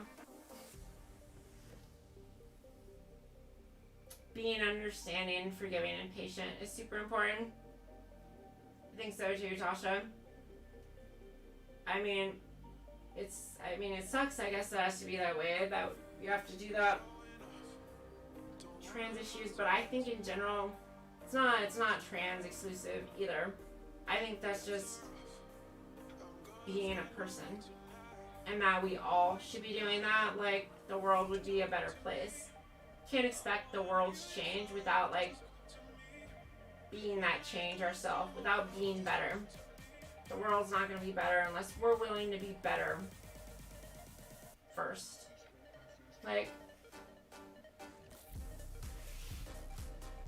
It's also important to have a backbone about stuff too. I used to put up with so much misgendering and quietly be salty about it. Now I just correct people, and it's easier. That is true too. If it's something that is bothering you that much, then it is something that you should say things about. In a nice way though too. There's definitely, when it comes to that, there's I don't think you should ever get up people's ass about it, or whatever, get really high and mighty, oh, what do you do, I think it's better to just be please don't say that, I prefer this, something like that, and just sort of at least keep it chill, unless it's ongoing over and over and over and over again after you've asked several times, and that's, I guess, when you are forced to draw the line in the sand, which I had to do with my parents. No one did that to me except my parents. And after I had the legal name change and legal gender change, had surgery, all this stuff, I was they were still, referring to me my old name and sending emails to my old email, all that sort of stuff. And I just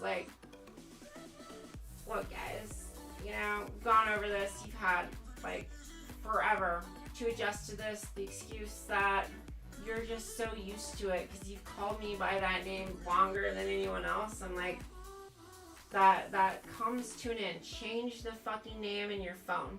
Stop sending things to that email.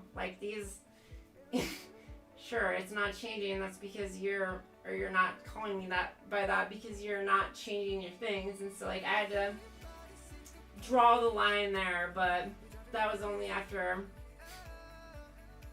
years and years and years of patience. So I had plenty of time. Was not rushed. Hi there. Mally Sheepian was I need to grab another drink.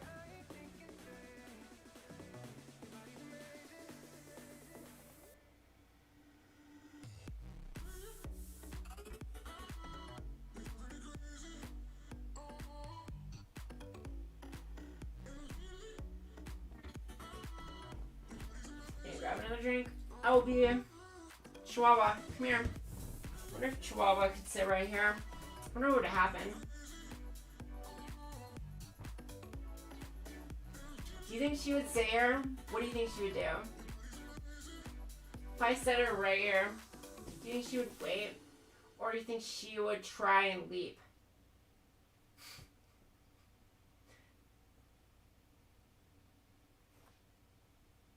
Kind of curious. I have to. And okay, I didn't dress this enough. Prime. I'm assuming you're still here. Should I change my bikini? What do you guys think? I wonder how my hair looks with like red. About red and blonde. Kind of want to change. Haven't done that in forever. Got the red one.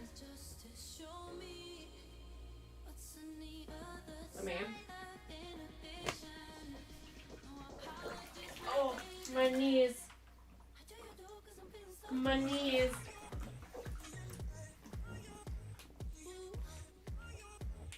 Here we go. Some Twitch vibes right here. Prime 03.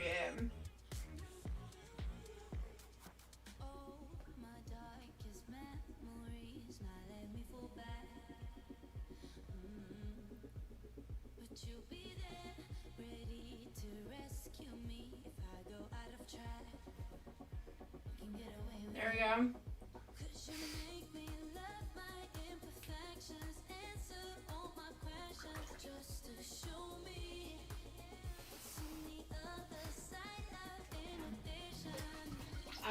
I'll read that. Oh, my knees. I'm gonna switch to red. MP. And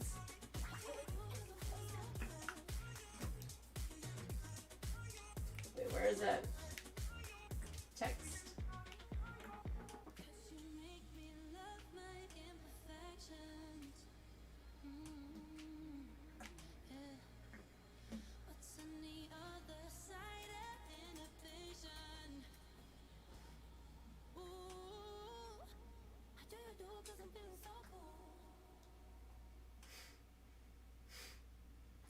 There we go. Profit. Rare. Classic Twitch. Alright. I'd have to pee and grab a new one, and I'm gonna see how red looks. So I will be right back. Right back.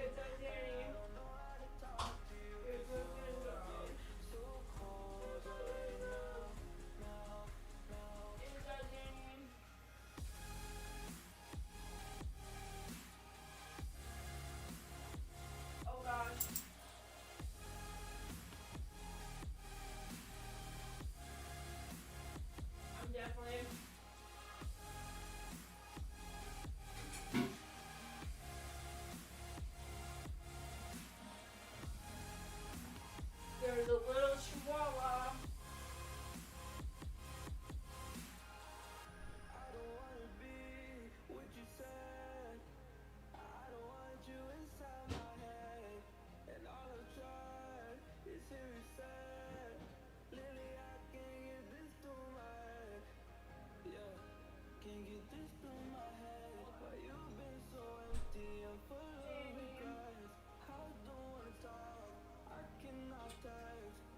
Here we go. I got my red. I got red. I got a zinny. Yeah. This is...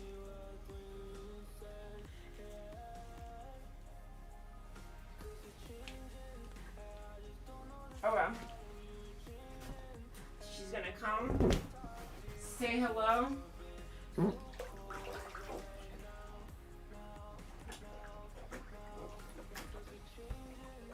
Look at this.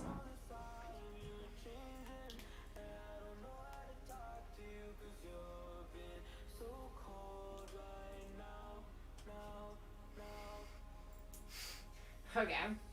Tasha, you're really patient with your parents. You're like 3 months in a transition. Tell my dad whether you agree that I'm trans or not. You need to call me. Tasha, or there's gonna be problems. He started making an effort after that. Took him a bit long to actually see me as his daughter though. I only made a point of it because he wasn't trying though. Everyone else was making an effort, but got wrong. Yeah, I know dads are hard. No zinny emote, I know. No zinny emote. Normally there'd be little zinnies spammed in chat right now. No zinny emote. Sadly. But yeah, with my dad was abusive physically and emotionally growing up, particularly over me being trans. And when I had surgery in September 2019, I didn't tell him. It was coming up. I told my mom, not him, but she told him like a couple days before I was gonna have it, and he texted me while I was up there in Washington, like the night before, or maybe 2 nights before. I think it was just the night before surgery, and he said, I don't know why you're doing this, but I still love you. And that is like the best I could hope for. You know, that is like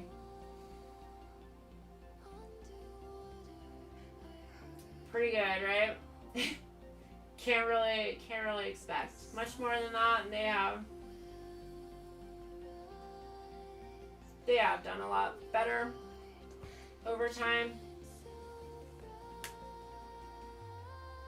All of them. So yeah. Hi guys. I'm a little zany.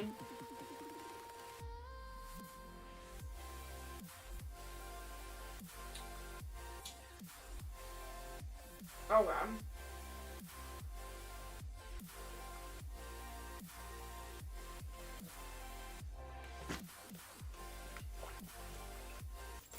Kind of like the red. Red with blonde. Not bad, right?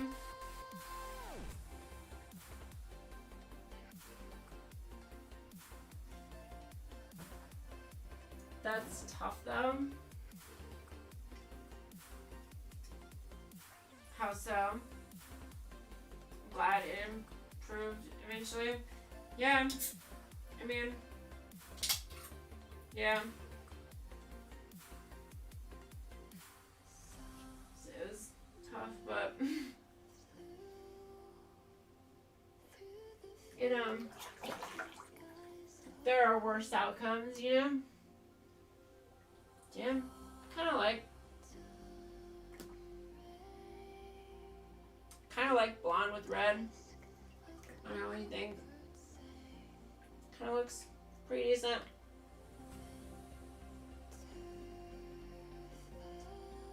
Maybe I'm just coming around to the blonde in general.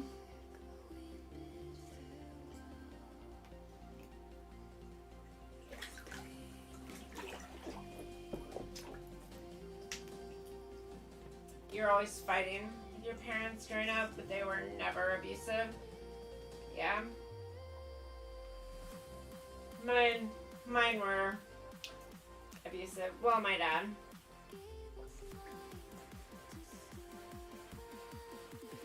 I remember one thing that, like, particular he said. He wouldn't do it, like, in front of my mom, you know? But he'd do it behind closed doors. And, like, one night really stuck with me. It was, like, after my mom had left, and he just sat there and he was like... Like, when I was 14 or something, probably, was just like, you want to cut off your fucking dick? The fuck is wrong with you? You're no son of mine. That is, like, what, something, to paraphrase, approximately that, you know? Definitely has always stuck with me.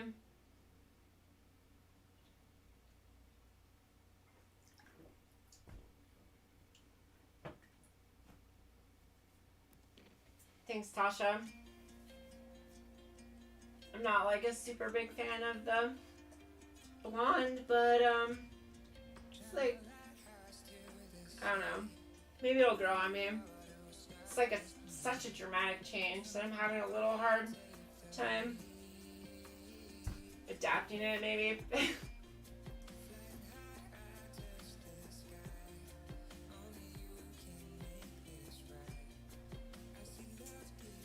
Yeah, I mean, my dad was always like that too. She always called me a piece of shit and lazy, worthless, whatever, all that stuff. The gay stuff hurt the most though. Probably because I, you know, that age I had no one to confide in, and they were like the only people that I'd confided in, and to be derided like that was rough.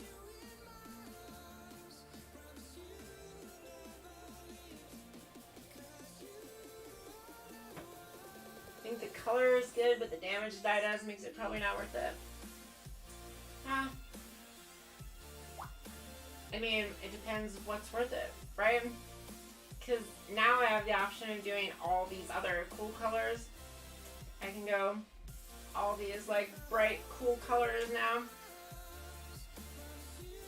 I can do, like, a different one every month, you know? It can be purple, blue, pink, green, red, whatever.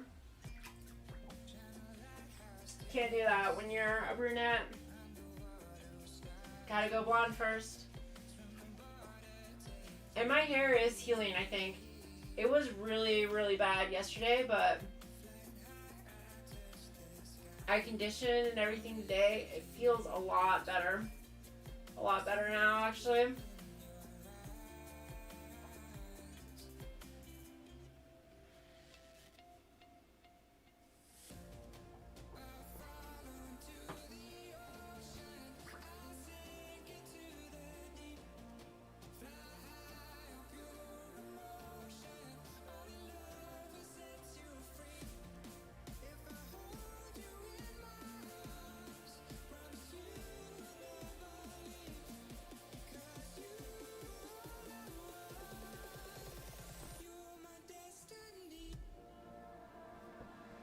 You never told anyone you used to just hate yourself every time you had a gay thought? Fuck. Damn.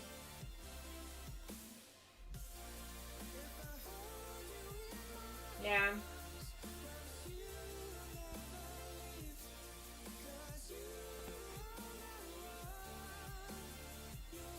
Do you mean hate yourself? Because, yeah, I would feel dirty, and I don't know. I guess one thing I never did though is wish that I, like, I never had any sort of delusions or ideas or anything that was like ever gonna change. Because the thing I would do that was dumb, but I was desperate, is because I did not believe in God or religion or anything, but so many nights I would I would pray anyways and just be like, you know, if I could just somehow wake up, you know, and not have to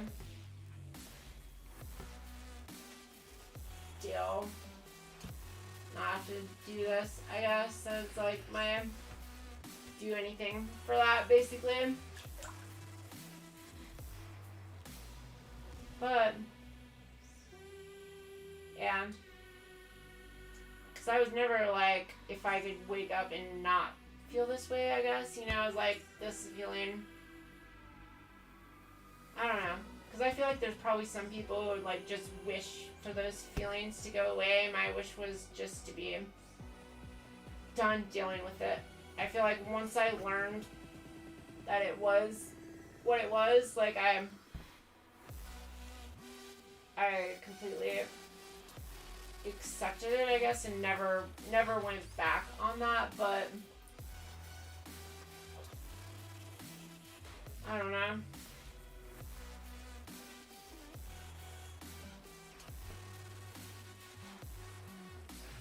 There was enough homophobia and sexism around in school that I was super ashamed of it. Yeah. Birthday wishes, all that stuff. Yeah, no, all that stuff I definitely just wish, pray, whatever, to just... I think what you wish or pray for is interesting too. Because there are a lot of people out there who will, you know, pray the gay away, or, you know, wish they could, you know, try whatever they can to get rid of those feelings, rather than going in the other direction, wishing for those, you know, accepting those feelings, I guess, that they're there, and wishing that the world was better, or that they were better suited for the world.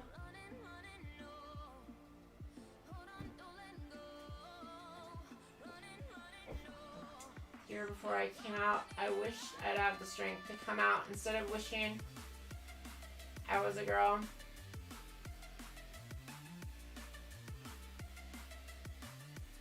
That's a good one too. I mean, I would do that. I would do that as well too. I'd wish that I would tell someone and it would go alright, and like I'd get through it just like that. I have those wishes too, or that, you know, I would make it through transition, like basically is what my wishes were too, I guess. They more involved maybe a lot of times, like, you know, if somehow I could just wake up 5 years later and be through it, the transition process or whatever, just have positive experiences, all that stuff. I mean, shit, it's pretty much all I thought about. So obviously lots of thoughts and wishes in that direction, since it's like pretty constant.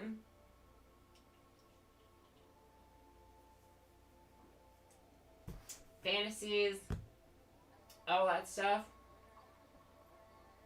Kind of just have all of it, right? Since it's basically what your life tends to revolve around when you're in that position.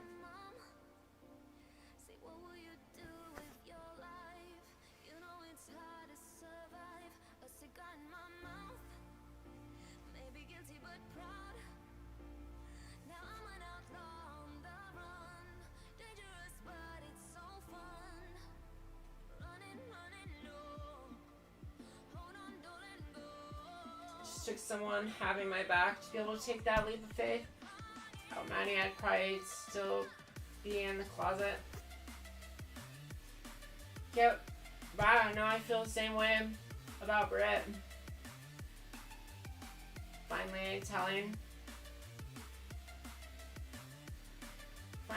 telling someone.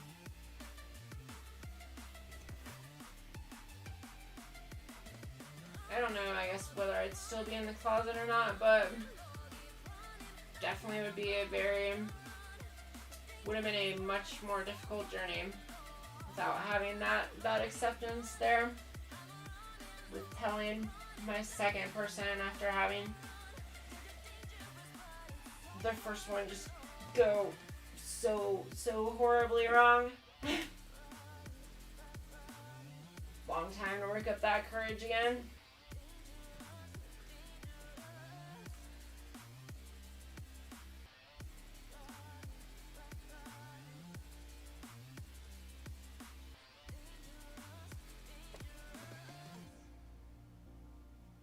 It's weird to think about that stuff.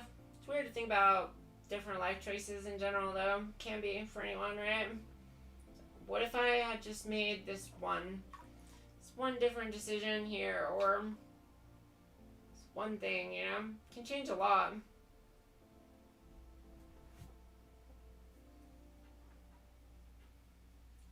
What if I hadn't met Bray? You know, what would have been?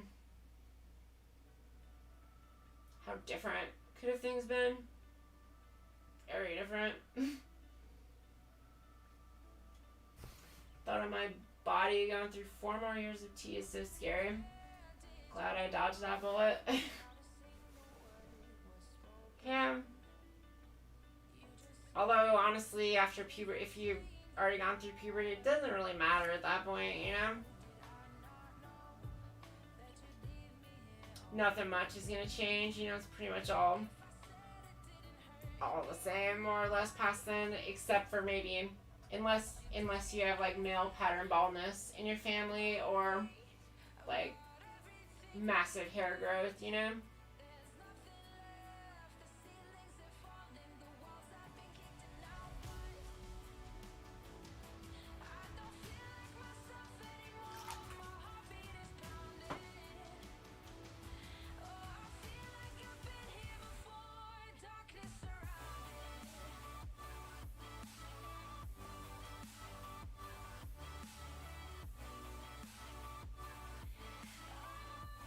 But for me, the scary part is just more time having been spent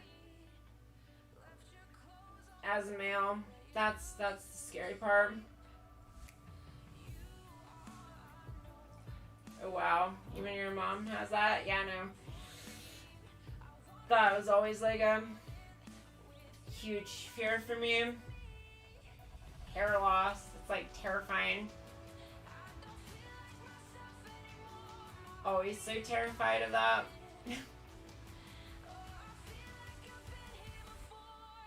Like all the times that I couldn't afford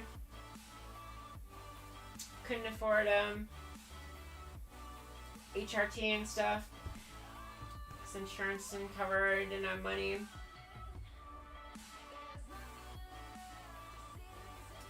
Constantly paranoid about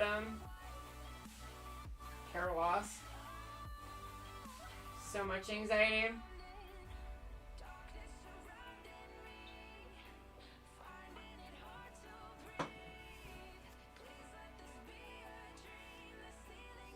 So that's kind of like the one thing you can't do from that point on. Can't fix or whatever easily.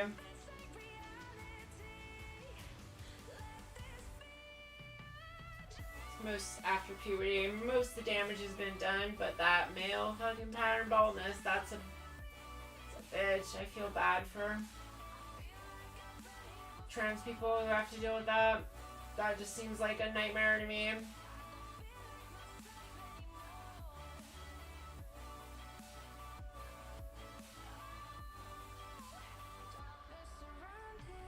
There was actually this trans person I was hanging out with recently, and they expensive and not like super, depending on the extent, like not necessarily super effective, and just a long Yeah, I know, expensive process. Just yeah, better to not have to deal with that for sure.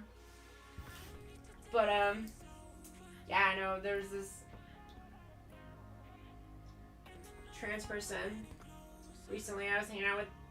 They're non-binary, but they take HRT. They showed me pictures of them at 18, which is right around the time they started HRT. Like they started around then, and showed me pictures 18. Like they were almost fucking bald. Like no, like so much hair loss. Just at 18, it was crazy. But I guess it was early enough that getting on the finasteride or whatever. I think they're on finasteride, maybe Spyro. But getting on that, like, not long after it happened, their hair looked totally fine. Never would have guessed that. They had regrown so much. But yeah, I'm sure if it had just been like a year or two later, probably would not have been the case. Cause I could not believe it.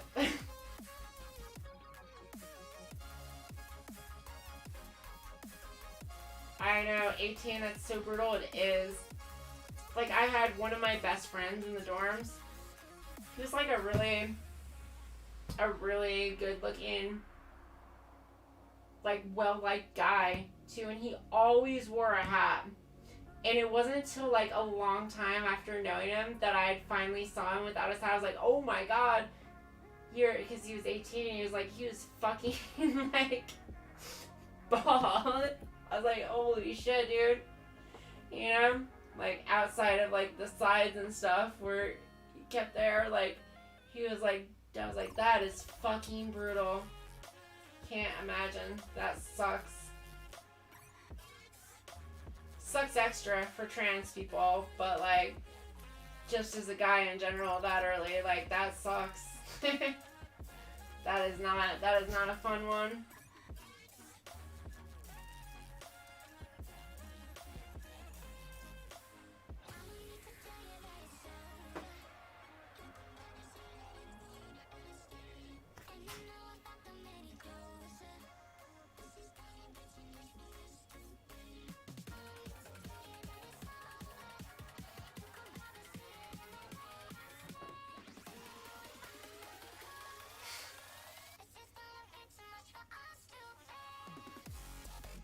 Yeah, they were super lucky in that regard though.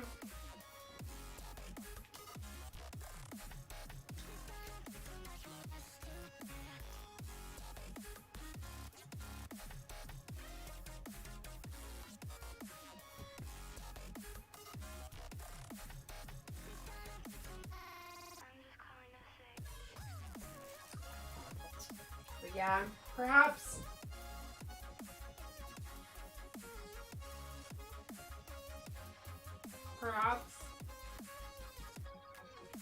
it's gonna be that time, right?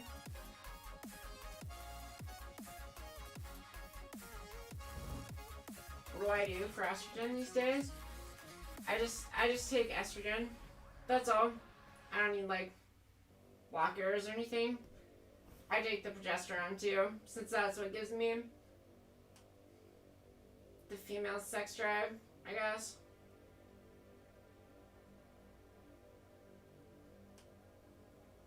Definitely gives me something that without it, I did not have. Gives me that like, yeah, it does give me like my sex drive. Just tablets, yeah. I just take them every day with my ADHD meds. Taking that shit anyways, you know. So just take them with that. I'm just calling to say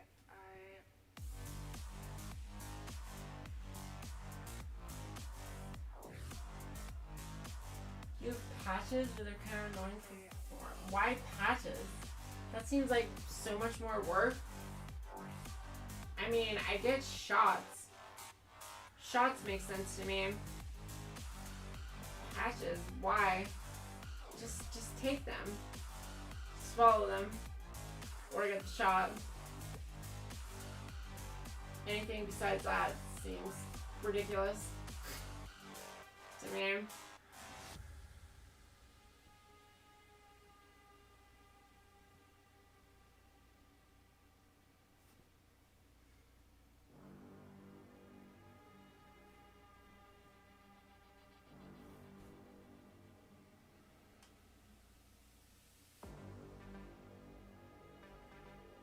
Oh yeah.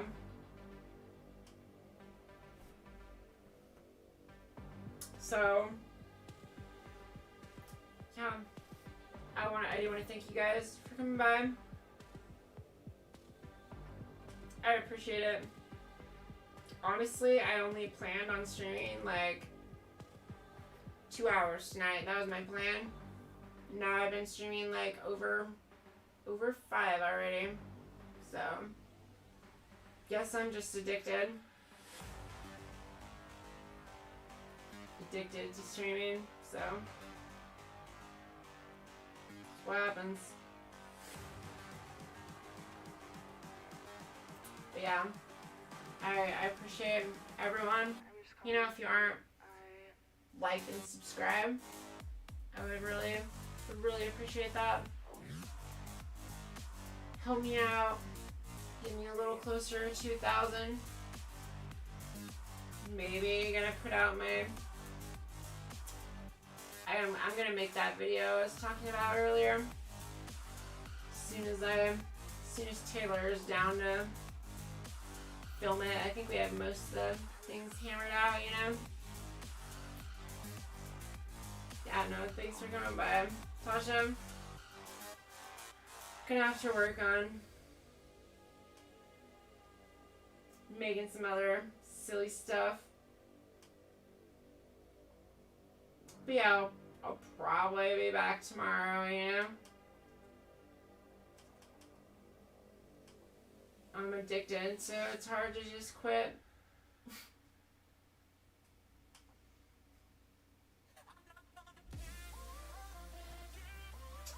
Bye, guys.